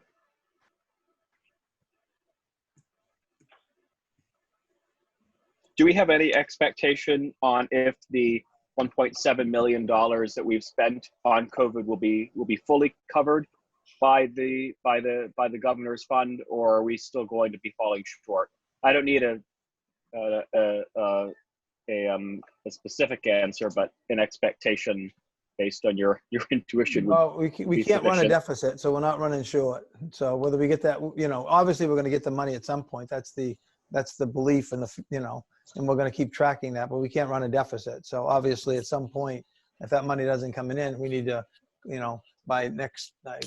before the turn of the 21-22 school year, we'll have to, by the end of June, we'll have to have that cleared up one way or the other. Okay.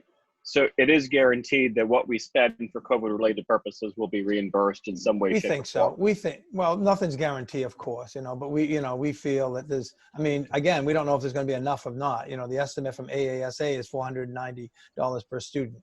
And so we'll see if all this money they're talking about, the $1,500 per student that's come in COVID relief, and then then the CARES Act money. So again, there's no guarantee to any of that. And that's why we're monitoring closely and doing the best we can to manage and not overspend or overplan for expenses that are going to just incur that over time may not be necessary. Okay, thank you for that. Yeah, it's kind of it is a tough answer, Nate, and we're certainly monitoring it closely, and hopefully we start getting some of those monies and start putting it in categories so that we know what we have and don't have. It's unsettling, thank you. For sure. It is, I agree. My last question is, on July 15th, the Governor's Economic Recovery Committee published their series of recommendations for the governor. In this was a $45 million disbursement for childcare related purposes. I was wondering if you had any knowledge of how that money would be dispersed, and whether or not schools would be able to facilitate childcare for families who had to do independent learning on those alternating days? We don't. We've had no guidance on that, and we don't. Yeah, again, there's no guidance for us on that. That money is going to come through us at all in any way. Okay, it sure would be convenient that it would, I think, for families who don't know what they're going to do with their kids while they're at work, but they have to stay home, especially young kids. But thank you, Paul, for answering those questions. Yeah. Again, it's very unsettling. We meet weekly, and we walk out of the meetings more frustrated than we go into them. Yeah. Okay, Mrs. Atkinson. Yes, thank you. This is going to sort of sound similar to Nathan's question, but as a new member, I'm still sort of grappling with the oversight of the DOE and the governor and the state in general. My understanding, and you can correct me if I'm wrong, is that our board, the school board, is an autonomous group that is capable and given the ability to make all of these decisions if they are not law. So when we keep using terms like our hands are tied or we have to do what the governor says, I just want to be able to explain to our constituents if these are actual legal requirements. Are there going to be, is there anything getting enforced? Are there going to be any mechanism from the state that's going to come down and inspect our schools and make sure that children are wearing masks? I'm not quite sure. It's sort of a blurry line on whether or not it's required or if we are simply compliant for the sake of being compliant. Well, because we're commissioned by the DOE, I mean, we are a school district, but we also meet requirements of DOE. They have the right to make some statements about what we do and not do if we want their $21 million. Have they threatened to withhold funds? They haven't particularly threatened to withhold funds. There's been other threats to withhold funds federally that might impact the state, that might impact us. We don't know any of that, and we don't know how they're going to enforce it. So meantime, we're working collaboratively with DOE with their guidance. What the enforcement rules will be, we're not really sure about that at this point.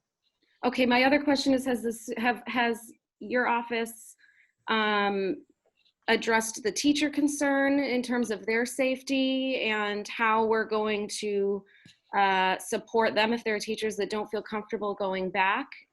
Yeah, I mean, again, yeah, there are definitely, there's a process for them. There's also FMLA COVID related. So again, we're trying to address as many concerns as we can with our employees directly, the best we can. I've met with every association president for them to reach out to their groups, and we continue to dialogue with our staff. It isn't, again, they're in a contract with us, so it's not necessarily I want to come back or I don't want to come back. They are in a contract with us, and so we have some, responsibility. They have responsibility to us as well as we have some to them to ensure that they're safely returning to work. And we're going to work through each one of those issues the best we can to avoid any. Again, we've had wonderful relationships with our associations. We want to continue that, and that's our plan. So we're going to do the best we can to work through those. Ultimately, we need people in the buildings, people driving the buses. We need people to make this work. And so we hope to work through those the best we can and maintain a workforce. Because if we don't have a workforce, we're definitely going remote. So there's challenges and all of that. That's why it's incumbent upon us working together collaboratively the best way possible and keeping our school community working together. Even though we may have some different opinions on some things, how do we work together is going to be the best way we can work through this, because everyone has when we understand that. But so what I've said to the association groups is that we have a list. We have a big list of concerns, and Lori, and we're working through those. And again, we're going to try to work through each and every one of those the best way possible, and not make this any way a contentious issue. So there are legitimate reasons why people may not return, but there's going to be a process for them to follow to do that. There's also a contract. So there's a balance between the two of those, someplace in the middle we have to live. Right. Yeah. Okay, are there any other questions or comments for the superintendent or assistant superintendent?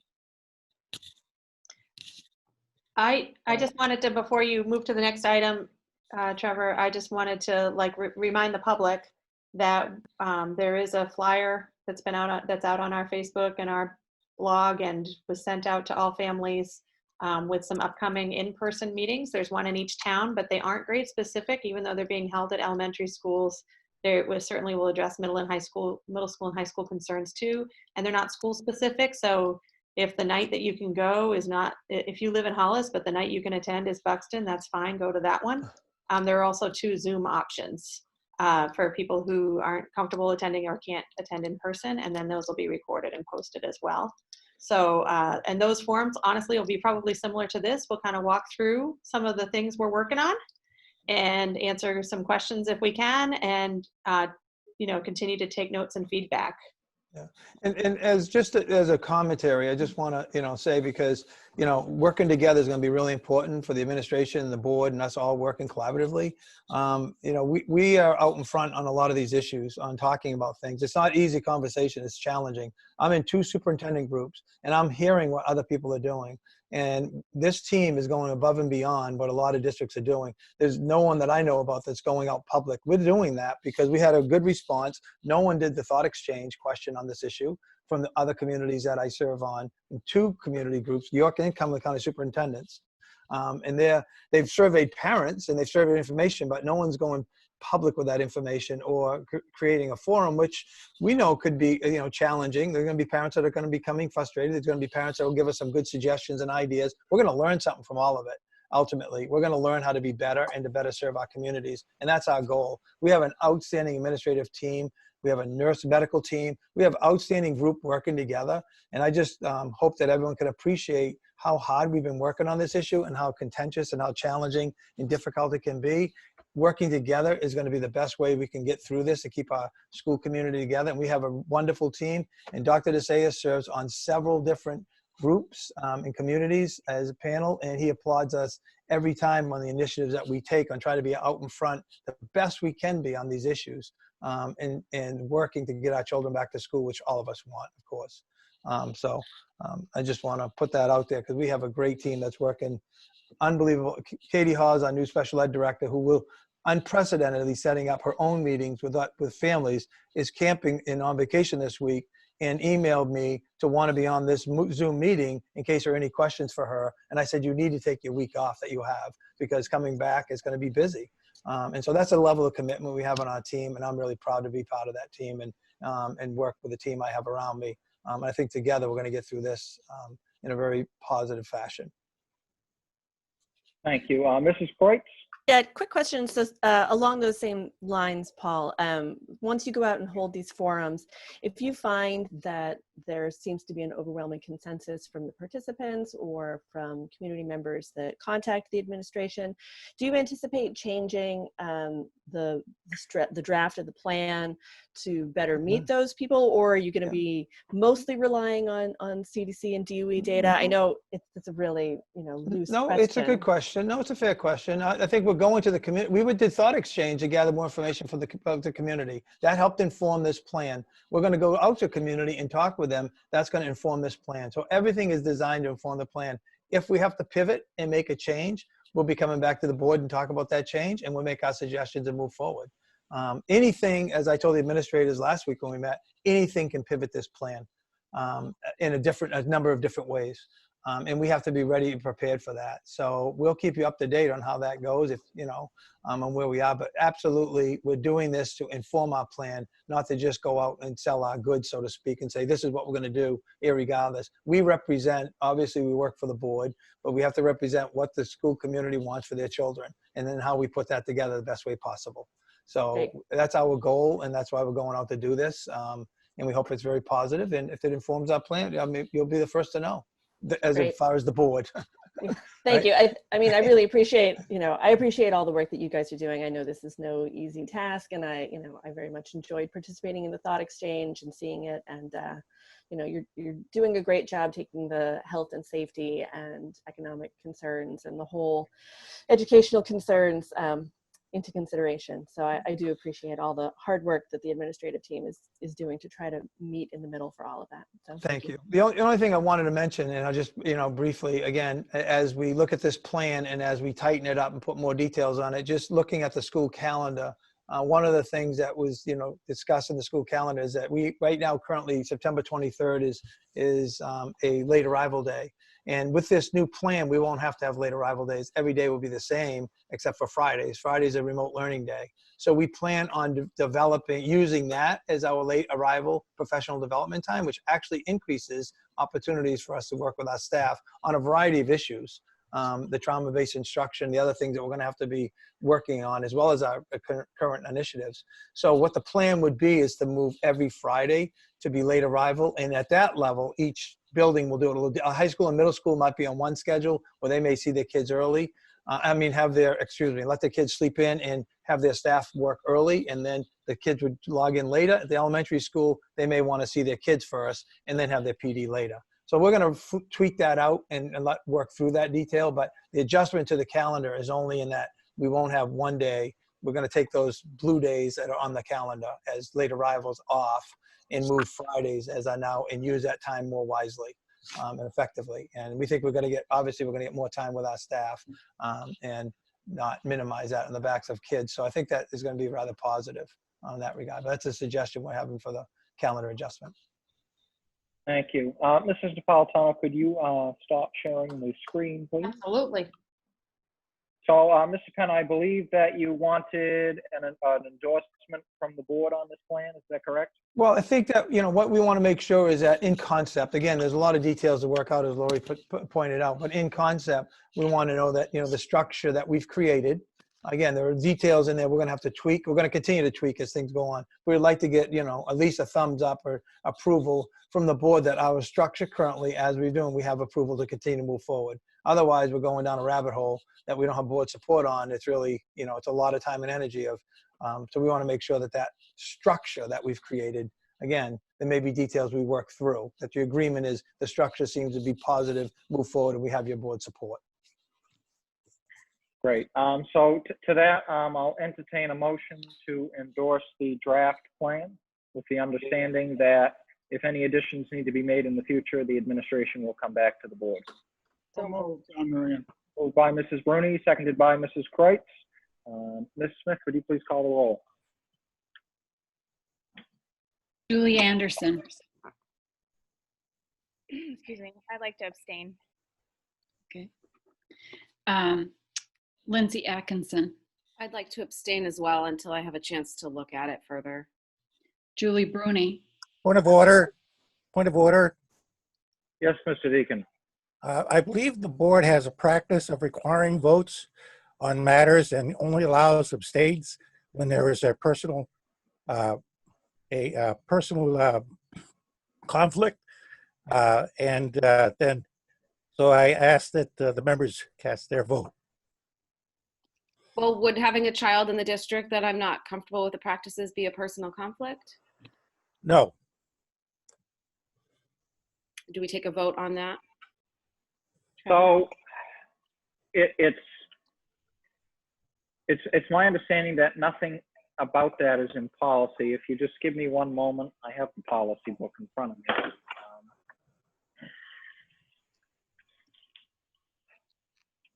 Just want to make sure we're doing everything by the book here. Sure.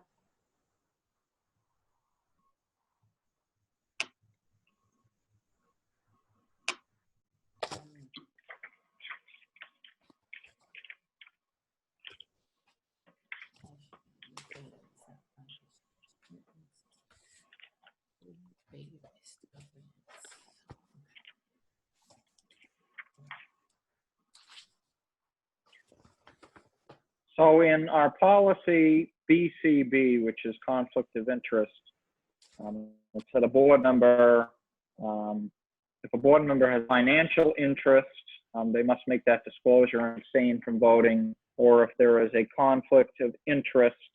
So it says under that, a board member should do nothing to give the impression that his/her position or vote on an issue is influenced by anything other than a fair consideration of all sides of a question.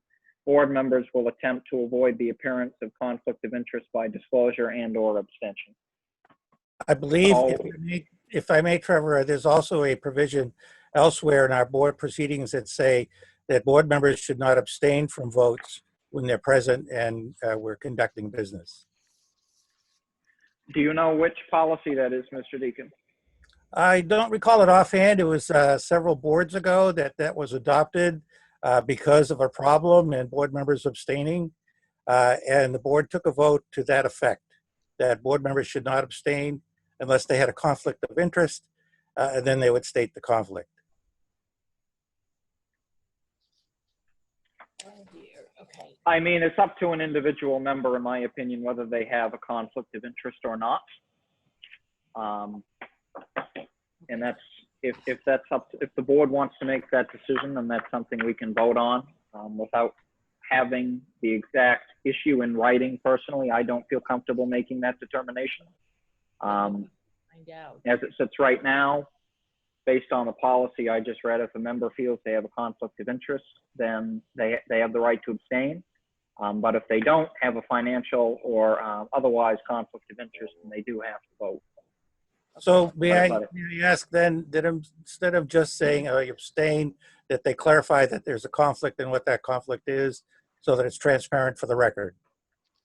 Yes, Mr. Deacon. Thank you. Mrs. Anderson, Mrs. Atkinson, could you clarify your abstention, please? Well, for me, I guess the question is, if I were to say yes, is this a vote that says, yes, I agree to what is set up and what's already written out in writing right now? That's what I mean, I still have questions about what we're doing. I mean, I'm happy to vote yes if that means there's going to continue to be more conversation about it. This is not set in stone. I'm not trying to stop any progress from happening, but I do have some questions still about what's written in the. So it's my understanding that this is a preliminary vote to endorse the path that our administration is taking, with the understanding that with any changes that need to be made, as we get more information from DOE, from CDC, more input from parents, they would then come back to the board for more discussion. Does that answer your question, Mrs. Anderson? Yes, it does. I guess particularly, could you ever see a vote happening on particularly the mask issue in general? Because I still feel that there's a lot to speak on that, and there's a lot of research out there, and I have a lot of data to even show how children their transmission and transmitting this virus is so small, and in other countries they've done studies. So I mean, I want to move forward and be a part of the process. I don't want to hold anything back, but if we can still come back to this again and have more discussion about it, then I'm happy to vote yes if that means progressing this forward. Certainly. So this will not be the last time that we discuss this, certainly. Any board member, you mentioned the vote on a mask issue, any board member has the right to make a motion to any effect that they so please. It does need to be seconded in order to be voted on, but any board member does reserve the right to make a motion to any effect. Okay. But yeah, we will be discussing this again. Okay. So in that respect, I'll vote yes to send it. I'm fine with voting yes for this one. Okay, thank you. Mrs. Atkinson? Can you read the motion one more time, Trevor? Yep, the motion on the floor is to endorse the plan as presented, with the understanding that as new information comes available from the DOE and from other sources, that this will come back to the board for further discussion. My vote would be yes, then. Thank you. Ms. Smith? Sorry, I'm just capturing what you're saying. Perfect. Okay, thank you. Julie Bruni. Absolutely. Nathan Carlo. Yes. Erica Kreutz. Yes. Robert Deacon. Yes. Ellen Dakotas. Yes. Don Marian. Yes. Trevor Hustis. Yes. John Sargent.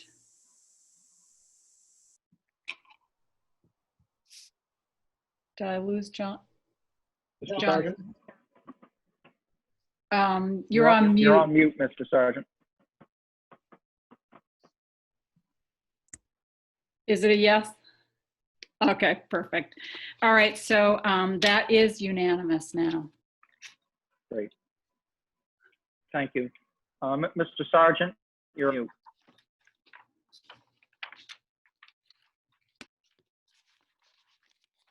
Could you unmute him, Mrs. Napolitano? Oh, yeah. Looks like he's trying to unmute. No. All I can do is ask him to unmute. Okay. It won't do it for me. There we go. Good. Says he's unmuted. Okay, I lost the screen, but I have audio. Okay. We can hear you now. Very good. And we can see you. So. Okay. That's okay.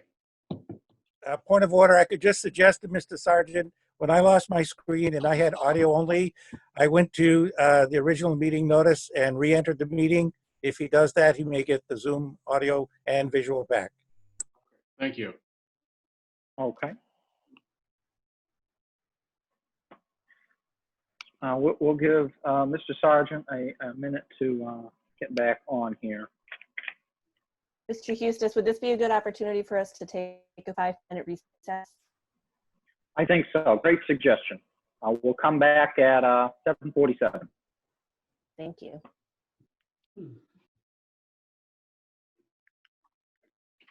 That's good. My computer just died. I was wondering who you were yelling at. Addie's like, no.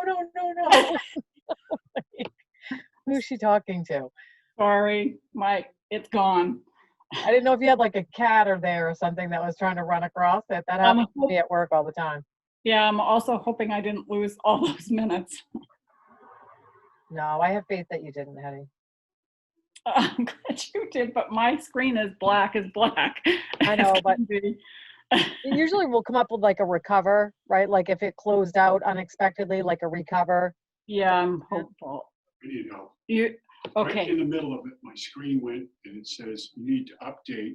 I clicked on when it told me and it just shut me down. All I have is audio. Well, it was funny because we could see and hear you, but you can't No, see. I have nothing on my screen except Okay, information. let me just. Yep. No problem. It looks like Paul's talking to the Scots guy on the wall.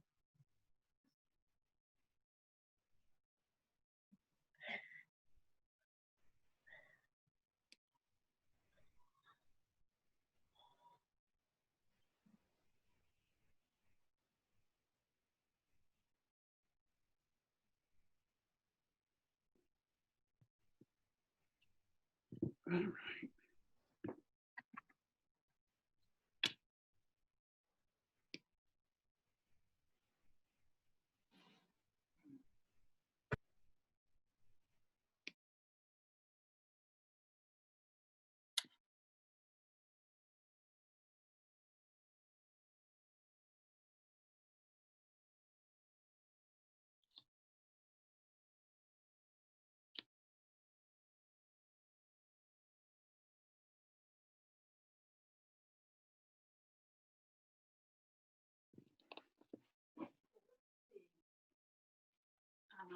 So let's.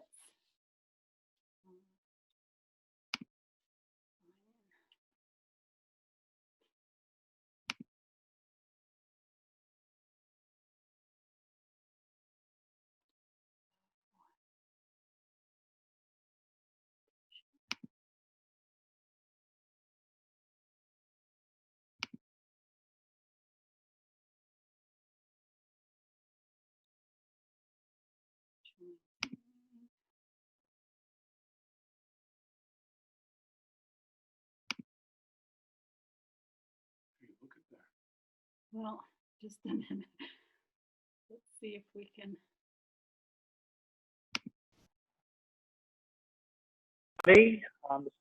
Let me know when the recording is started and we can here we go. Thumbs up. Okay. What's that? Well, very good. It looks like everyone is back. So we'll move on to our next item, board reorganization according to policy code BB and DB. I'll open the floor for nominations for board chair. Mr. Sargent. I would nominate Trevor Hustis for chair. He did a great job last year. Thank you. I'll second Don Moran. Thank you to both. I accept that nomination. Are there any other nominations for board chair? Are there any other nominations for board chair? Are there any other nominations for board chair? Seeing no other, Mr. Sargent? Close. Is there a second? Second.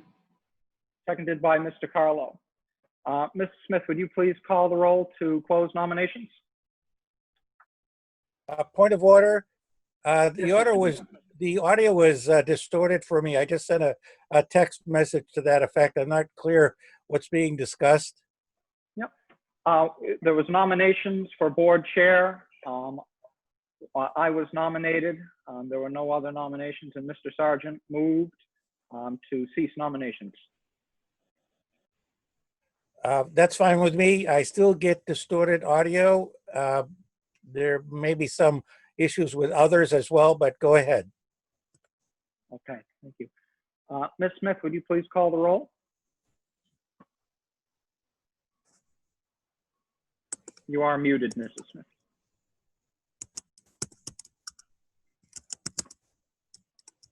I apologize. Julie Anderson, Yes. Lindsay Atkinson, Yes. Julie Bruni, Yes.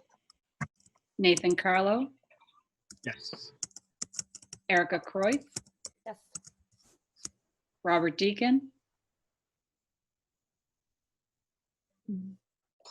Robert Deacon,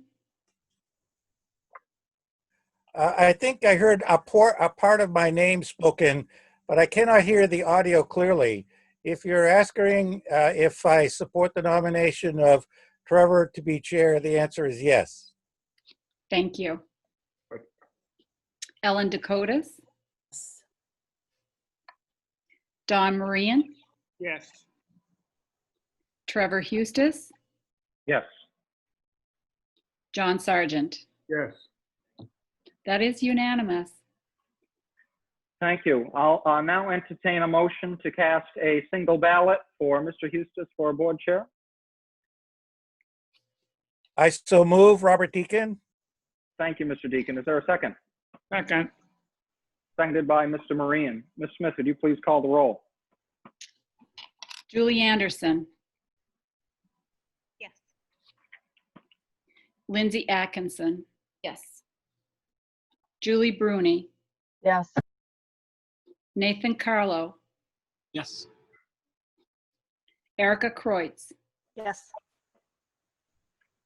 Robert Deacon, Yes. Ellen Dakotas,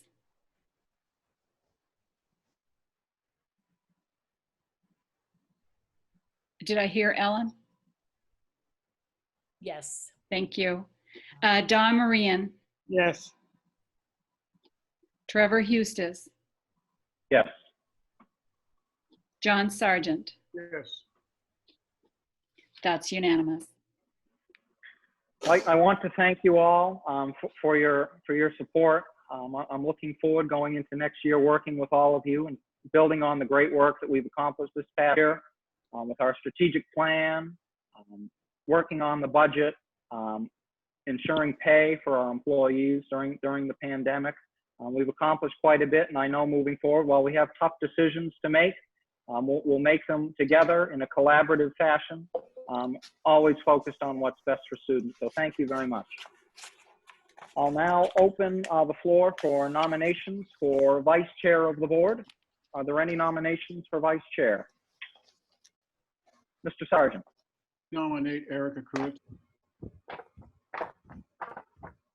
Is there a second to the nomination? I will second the Seconded by- nomination. Seconded by Mr. Deacon. Mrs. Kreutz, do you accept the nomination? If I don't melt, then sure. Very good. Are there any other nominations for vice chair of the board? Are there any other nominations for vice chair of the board? Are there any other nominations for vice chair of the board? Seeing none, the floor is closed to nominations. Now entertain a motion to cast a single ballot for Erica Kreutz as vice chair of the board.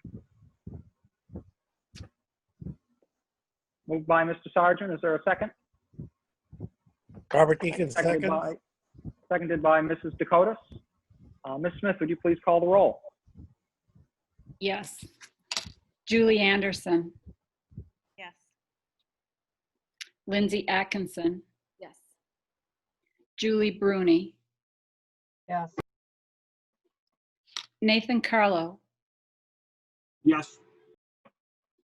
Erica Kreutz, Yes.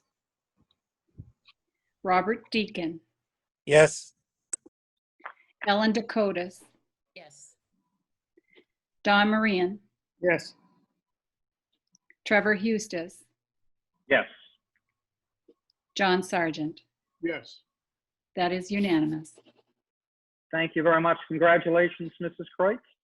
Thank you. Is there anything you'd like to say to the board at this time? Yeah, just echoing what you said, Trevor. It's going to be an exciting year for a lot of positive reasons, for a lot of stressful reasons. It was really my pleasure to work on the strategic committee this past year, and I'm really excited about starting to dig into it.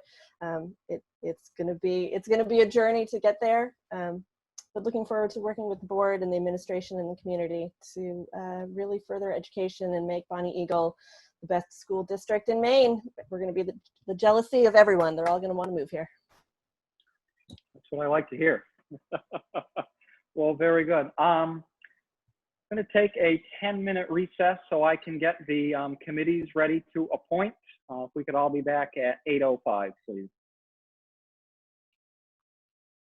Okay.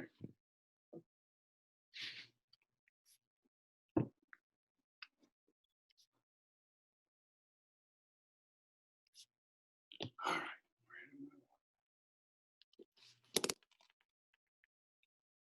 I don't know where Erica went, but congratulations to you and Trevor. I think you two as the chair and vice chair are going to be a formidable team. So congratulations to you both. Thank you. Looking forward to it. Now, if my power can come back on, that would be really great. That's half the battle. I might not make it to the next I was meeting. gonna if say it's that raised. no power means no AC. I don't know. Yeah, it's real bad. It's we have a generator, but the AC is not on that, and I am in the room that has not been air conditioned all day up here to hide from the family. So I apologize for my fanning, but it's either that or I pass out. But yes, I'm very much looking forward to the year. I think it's going to be good.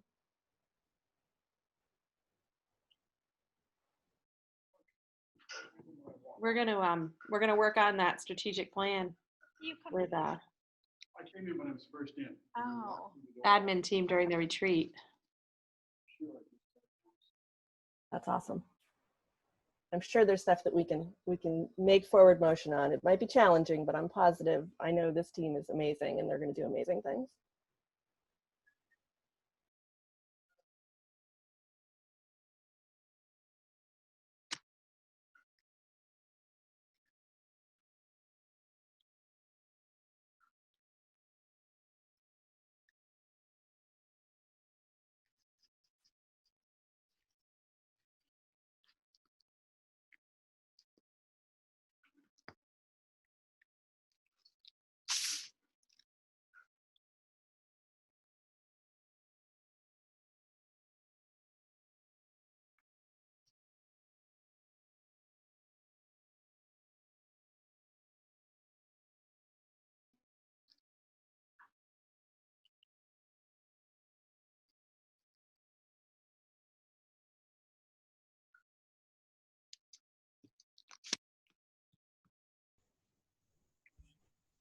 Great.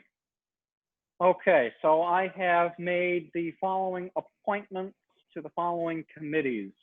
For the Finance and Facilities Committee, I've appointed Mr. John Sargent, Mr. Donald Marian, Mrs. Erica Kreutz, Mrs. Julie Anderson, and Mr. Nathan Carlo.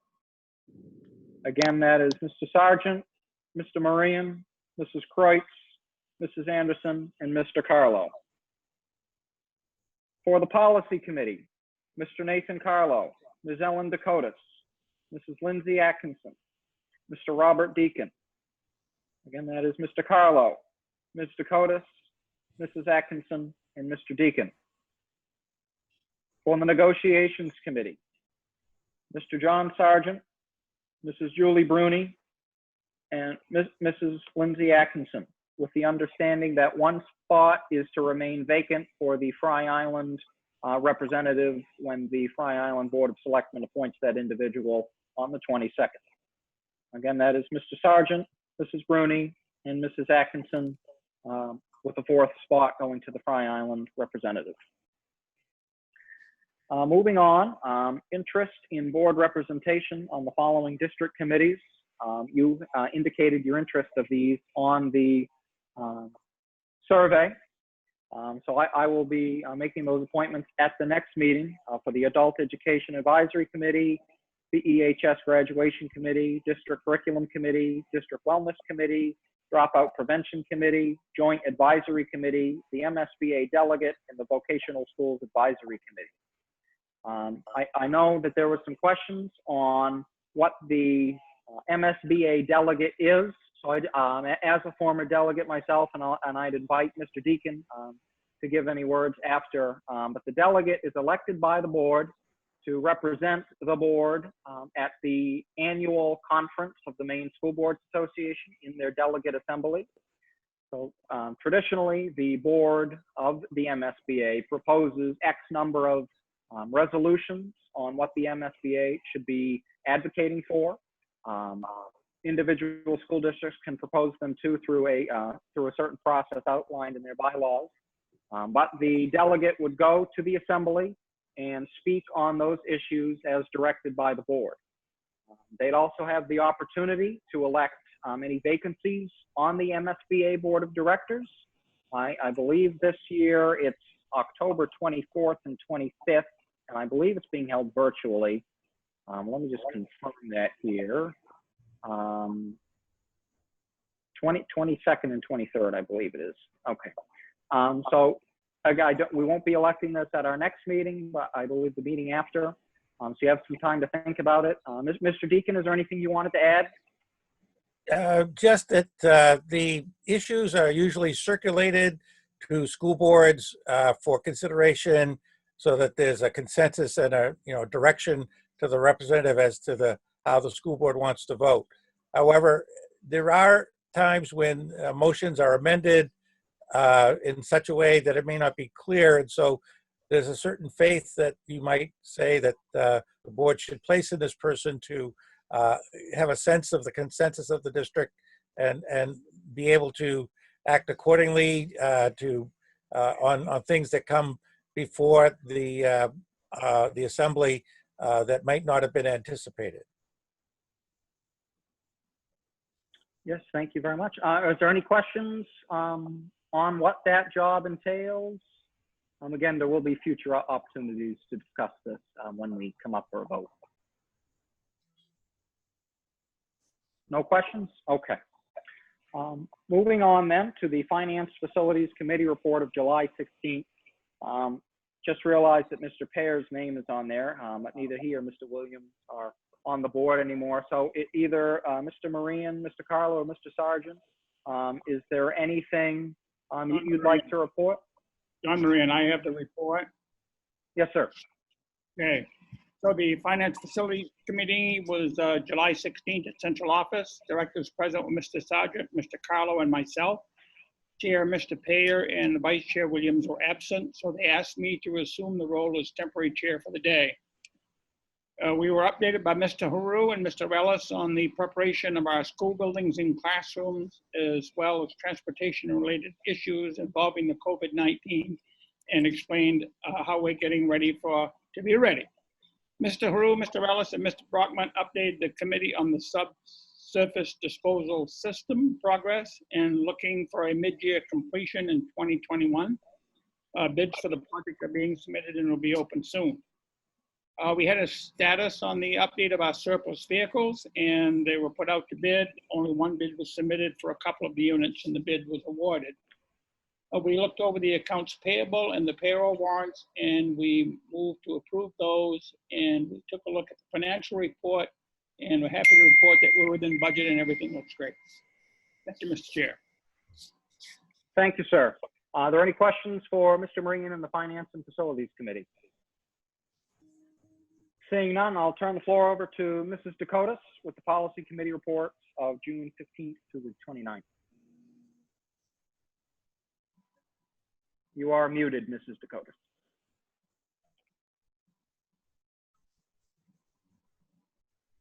First policy meeting, there were several policies that we reviewed, primarily for the 5-year time period. The first one was EEAEB, and that's entitled buses. There is no MSMA policy, but on review of ours, it was decided to maintain it, and so it's sent forth as an FYI. EEBA is related to the use of school-owned vehicles. Again, there was no MSMA policy, but we decided to continue with the wording that we have at this time. EGAD is copyright compliance. The only change that was made to this policy was an additional cross-reference item. And so that comes forward just as an FYI. EHB is records management. There were a few differences between our policy and MSMA. So, but it was voted that we would maintain our policy as is. EI is titled, Policy on Insurance. And it was tabled. There was a question as to whether we needed this policy at all. The discussion was tabled, and the policy was going to be brought to Mr. Brockman for his review and input. Are there any questions on that meeting? Okay, if not, I'll go to the next one. Okay, so on the next date, the Board Code of Ethics was brought forward to the meeting after information had been obtained from the legal advice and MSMA information, and the responses from those two organizations were very similar. The changes that were made include on number 16, the word compromise was called into question as to what exactly that meant. And so what we did was to add 2 other words. So it will now state compromise, undermine, or impair. And an additional item was added based upon the input from the lawyer and MSMA. So that there is a component which we have numbered 17, and it discusses sanctions. So that if a member fails to follow the stipulations of the Code of Ethics, there will be sanctions, which could include being removed from positions as an officer, removal from standing committees, or censure, which would be delivered by the board chair or their designee.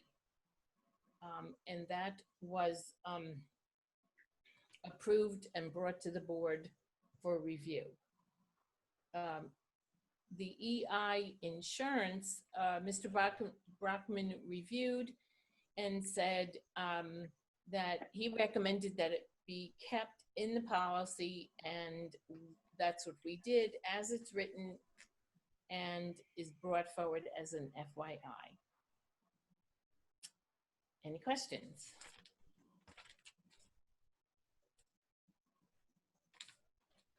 Well, thank you. Do you have anything to add for the policies for first reading?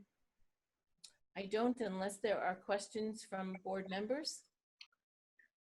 Any questions or comments for the policy committee on these two policies? Seeing none, thank you, Ms. Dakotas. Now turn the floor to Mrs. Bruni for the negotiations committee report of June 24th, 2020. The negotiations committee met in an executive session to continue the negotiations with the SAD 6 support staff. There were a couple of items that they came back to us with based on their meeting with their body.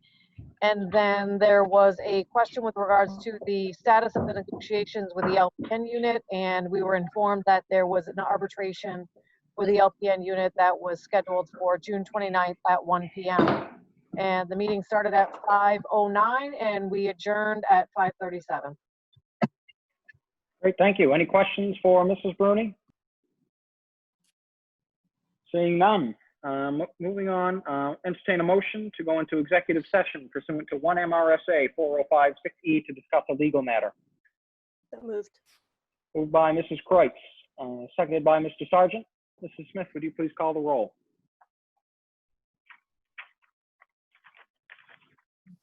Okay, I gotta be done with it. Yes. Julie Anderson, Yes. Lindsay Atkinson, Yes. Julie Bruni, Yes. Nathan Carlo, Aye. Erica Kreutz, Yes. Robert Deacon, Yes, but just please be advised that I do miss some of the audio. Thank you. Ellen Dakotas, Yes. Don Marian, Yes. Trevor Hustis, Yes. John Sargent, Yes. unanimous. Thank you very much. Mrs. Napolitano will put us into a breakout room.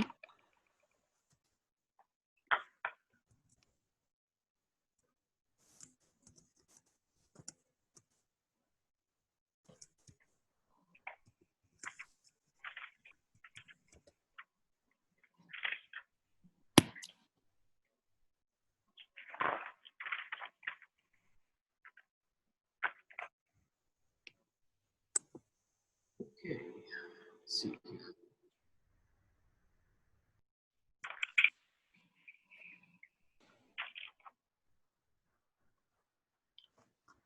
Ready to go when you are, Trevor. Great, thank you.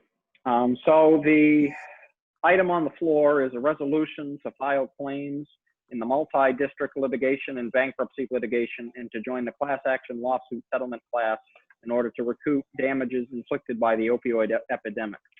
I'm just going to read off the resolution here so everyone who's watching will know what the resolution is. Whereas the MS86 Board of Directors, the board, is aware that since the 1990s, the pharmaceutical industry has manufactured, distributed, and marketed a variety of opioid pain medications for general use in the treatment of chronic pain conditions, resulting in such medication being the most widely distributed drugs in the United States history. And whereas the manufacture, distribution, and marketing of these opioid drugs has resulted in catastrophic, widespread consequences for the people of this nation, including addiction, overdoses, developmental disabilities in children, death, and major expenditures of money. And whereas the board believes that the school districts of this nation, including MS86, have suffered significant damages as a result of this national opioid epidemic, including expenditures of public funds to address the impact of this pandemic on students, teachers, other staff, and the taxpayers of the district. Whereas a number of other school districts have filed or will be filing legal claims as part of the multi-district litigation, MDL, and also in the bankruptcy court proceedings of certain defendants named in the claims of the MDL who have filed for bankruptcy protection, bankruptcy litigation, for the purpose of pretrial proceedings, including potential settlements of claims, and are seeking to become class representatives in the MDL and in the bankruptcy litigation in an effort to be part of the proposed negotiations class seeking compensation for the impact of this epidemic on the named school districts. Now, therefore, the board hereby authorizes the following: that the board hereby elects to file claims in the MDL and bankruptcy litigation and to join the class action lawsuit settlement class in order to recoup damages inflicted by the opioid epidemic. 2, that the board appoints the following law firms to represent its interest in the lawsuit: Hughes, Sokol, Piers, Resnick, and Dim, Chicago, Illinois; Mary and Scarlett, Washington, D.C.; Heinrichsen Law Group, Washington, D.C.; Terrell Hogan, Jacksonville, Florida; Drummond, Woodson, and McMahon, Portland, Maine, and Manchester, New Hampshire. 3, that the board directs the superintendent of schools and the administrative staff to cooperate with the appointed attorneys to gather the necessary data and to take other required actions necessary to assist the law firms in representing the interests of MS-86. And 4, that MS-86 will expend no funds for its participation in this litigation other than the personnel time necessary to gather data necessary to participate in this litigation. Do I have a motion? Moved by Mr. Sargent. Is there a second? Second. Seconded by Mr. Marian. Is there any discussion? Seeing none, Mrs. Smith, would you please call the roll?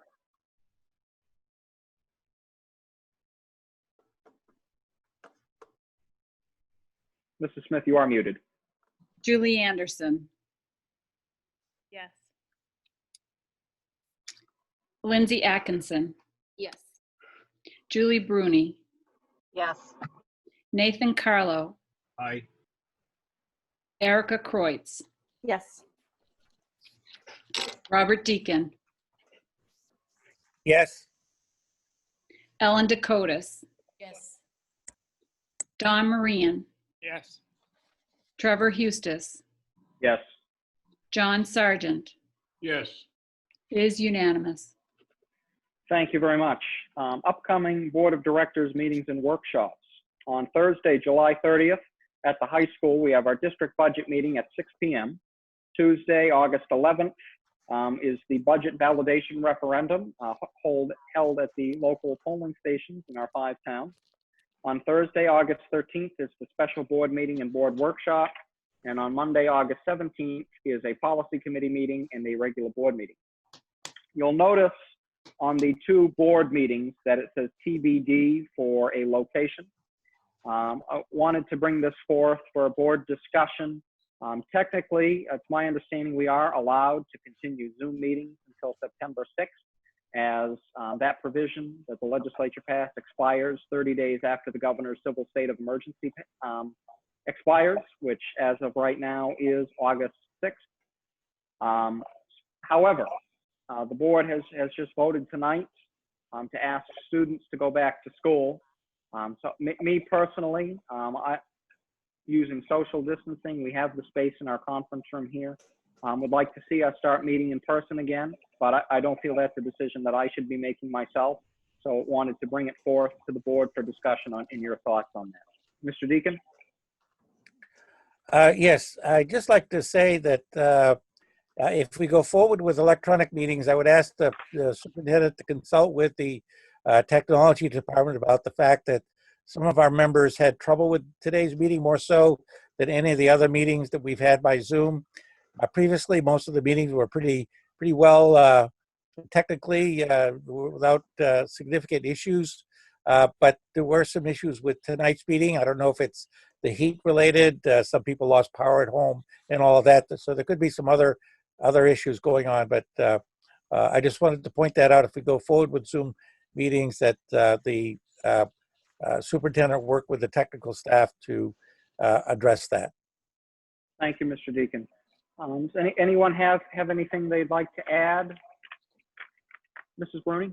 So I just have a question, Trevor. Like, if we're going back to in-person meetings, are masks going to be required during the meetings? Yes, unless you're speaking, because if you're speaking at the masks, We'd have to test this out with our microphones, but we believe that it would be too muffled. But So even if as you're long as social distancing, even if you're social distancing and folks can be 6 feet apart, you still have to wear a mask? that is our understanding from what the governor has issued. But if we're saying that students and teachers, if they can social distance and be 6 feet apart, they don't have to. So I just want to make sure, right? Like I just want to understand, like, if we're going to go back in person, what does that look like? Right. So if the board doesn't want to wear masks, so again, we will be socially distanced. We have plenty of space in our conference room. Then that will be what we will do. As of right now, we've done it back in March.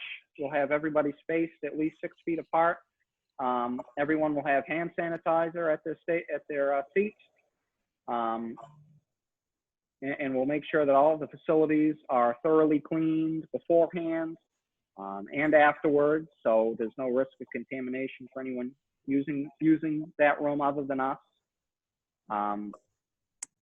But if people don't feel that masks are necessary with the social distancing, then that is completely fine as well. That's why we wanted to have this discussion, to get people's thoughts on that. Mr. Deacon? Yes, I want to ask about what procedures would be put in place for the general public. Any limitations on the number of people that can attend? How do they social distance, or will they be required to have masks, or how will that be handled? Will it be handled similar to what you're doing at the schools, or what? And we'll have to work the exact specifics out with Mr. Penna, Mrs. Smith, and Mrs. Freud at our next agenda meeting. The way I'm envisioning it is we would have X number of seats where the public normally sits that are socially distanced, with the understanding that the public can speak, maintaining social distancing. If they are not speaking, we would ask that they watch online, or they could sit in our small conference room, and we could potentially have it with the TV in there, have that tuned to the meeting as well. But we will have to work on the exact specifics for public participation. I'm sorry, you didn't speak specifically towards masks. Would the public be required to have masks or not? If the board is not required to have masks, I would say that the public is not required to have masks, as long as if people aren't socially distanced, then they'll have to wear masks. But if we are socially distanced, then that's a different story. Again, I want to get the board's opinion on that issue as well. I would just say that to enter our building at central office right now, you are required to wear a mask. So in our common areas, we are required to wear masks. I think that would be the same for the public, and we are asking visitors to do the same when they enter central office. Thank you. Mr. Chair, you know, there's a lot of discussion about masks, whether they're for or against, but right now with the rising numbers in COVID and cases, I would rather err on the side of caution than say, forget it. I think if they come into our building, they should be wearing a mask. If they're sitting in the seats in a group setting, even if they're 6 feet apart, they should wear a mask when they go to the microphone to speak. That is my thought, because some of us are over 60 and over 70. We don't want to catch this. We don't want to transmit it. You know, if numbers go down, we'll see. Just thinking out loud in this whole meeting, I want to compliment Paul and the staff for the terrific job they did when we closed in March. They worked all weekend. They turned on a dime. They came up with a program. Lori and company kept the kids engaged, got us through the school year. They come up with 3 programs. They're looking at a moving target every day and every week with new data from the state and the CDC. All I can say is thank you, Lori. Thank you, Paul. And you know, as a board, we're going to get through this. It's going to be challenging, but we will get through it. Thank you. Thank you. Mrs. Atkinson. Trevor, I'd like to propose the motion that we take a vote on meeting in person, barring any major changes in the outbreak in the coming weeks. Okay. Is there a second to that motion? Seconded by Mr. Sargent. Is there any discussion? So I think for me, Trevor, I just want to understand what does it look like, right? And I know we're talking, and I 100% agree with the fact that we're looking at students going back to school, and we should be, we should be thinking about the same thing from a board perspective. But there's clear parameters around what's happening when we go back to school. And so I think for me, I just want to understand, like, what do these meetings look like, right? Are we allowing the public? Are people going to be able to social distance? Are we required to wear masks? So if you're going to ask us to vote on something, I think that there needs to be, this is what's going to happen when we go back in person. So based off the discussion that we just had, I am envisioning that out of caution for all our members, especially those who are at an at-risk age, everyone would be wearing masks. Of course, if you need to speak and for some reason the sound is muffled in the microphone, you could take it off then while you're speaking. For members of the public, we'll have an X number of seats. We'll have to measure that out 6 feet apart. For public comment, guests have to wear a mask anyway, according to what Mrs. Smith just said. And if need be, for other people who have public comment, we can, and we'll have to check on this as well, but envisioning a feeder room in our small conference room where you have the TV, we can turn the TV on and tune it to our meeting. So people in there can watch our meeting while maintaining social distance, so we don't have too many people crammed in the conference room. Does that answer your question? It does. Okay, thank you. I think Are there any other questions or comments, Mrs. Anderson? Yes. So I just want to make sure I'm not confused. So I understand the piece about the public coming in. Did you say that board members would as well be wearing masks while we're sitting 6 feet apart here too? Based on the feedback from Mr. Sargent, I'd say yes, just because we do have some board members who are at an at-risk age group, and we want to minimize any chance that they could catch the virus. I totally understand that, but even the state of Maine, the CDC is saying if we can maintain 6 feet apart, then that should be good. So personally, I would rather do these types of meetings where I can not wear a mask and look at you guys, rather than have, I would like to come in person, of course, that would be ideal, but why can't we not follow what the CDC is saying? We can still be, washing our hands and doing those things, wearing masks when we come in, but when we come in, we sit 6 feet apart from each other. I would recommend that if you're not comfortable with coming in and being required for a mask, then you would vote no. Or go via Zoom. I don't know if you can do that. Like, I'm not sure that half of us can be on Zoom and half can be in person. Like, it's all or either this passes or go, yeah. It's all or nothing. Mr. Deacon? Yes, I would just dispute the other members' representation about the wearing of masks. She should be careful about what she cites. I just don't agree that the science supports what she has said. I move to call the question. That's what the CDC says, sir. A motion has been made to call the question. Is there a second? Second. Seconded by Mr. Carlo. A 2/3 vote is required to call the question. So, Mrs. Smith, would you please call the roll? Julie Anderson, No. Lindsay Atkinson, Yes. Julie Bruni, I don't know what I'm voting on. To end debate. Yeah, it's to end debate. Call to the question. Oh, okay. Yeah. Nathan Carlo. Sorry, I was confused as well. I thought we were voting on coming in. So we were voting on ending the debate. I'm sorry. Sorry about that. In which case, can Julie rescind her vote if she Yes. needs to? Okay. Eddie, my vote is yes. Okay, so wait, so Okay, Julie, hold on. Julie Anderson, are you changing your vote to yes? Yes. 'cause I- Okay, to end the debate, Yes. correct? Okay, gotcha. All right. Nathan Carlos, sorry. Yes. Thank you. Erica Kreutz, Yes. Robert Deacon, Yes. Ellen Dakotas, Yes. Don Marian, Yes. Trevor Hustis, Yes.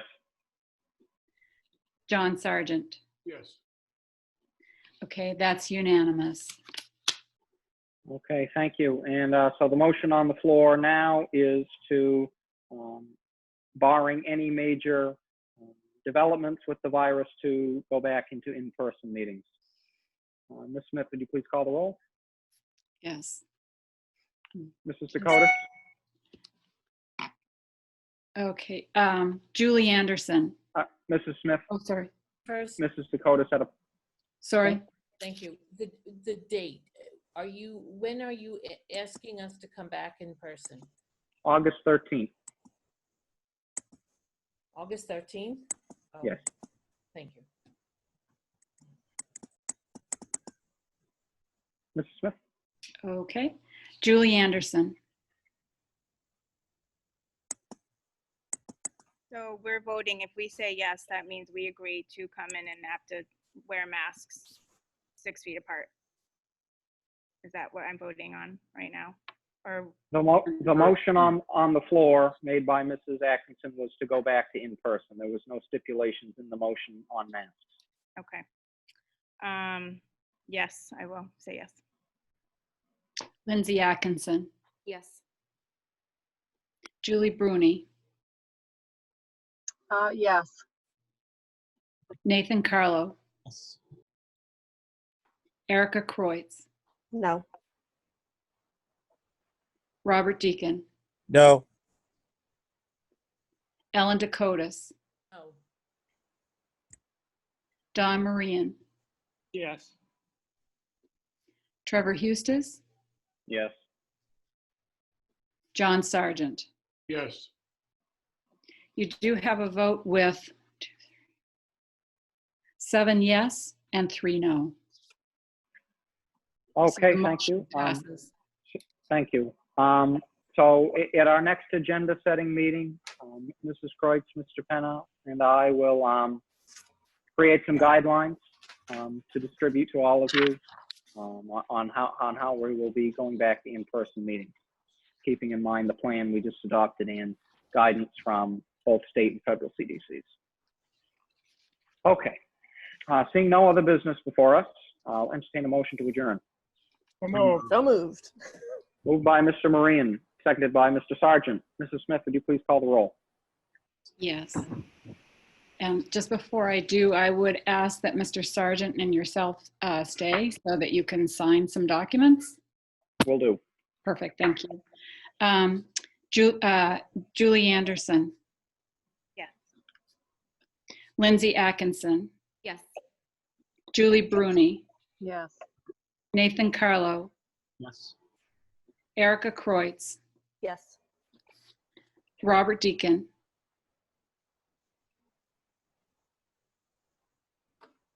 Robert Mr. Deacon. Mr. Deacon? Robert Deacon's losing the audio, but I vote yes to adjourn. Thank you. Ellen Dakotas, yes. Don Marian, Yes. Trevor Hustis, Yes. John Sargent. Yes. That is unanimous. Thank you, everyone. Have a good night. Good night.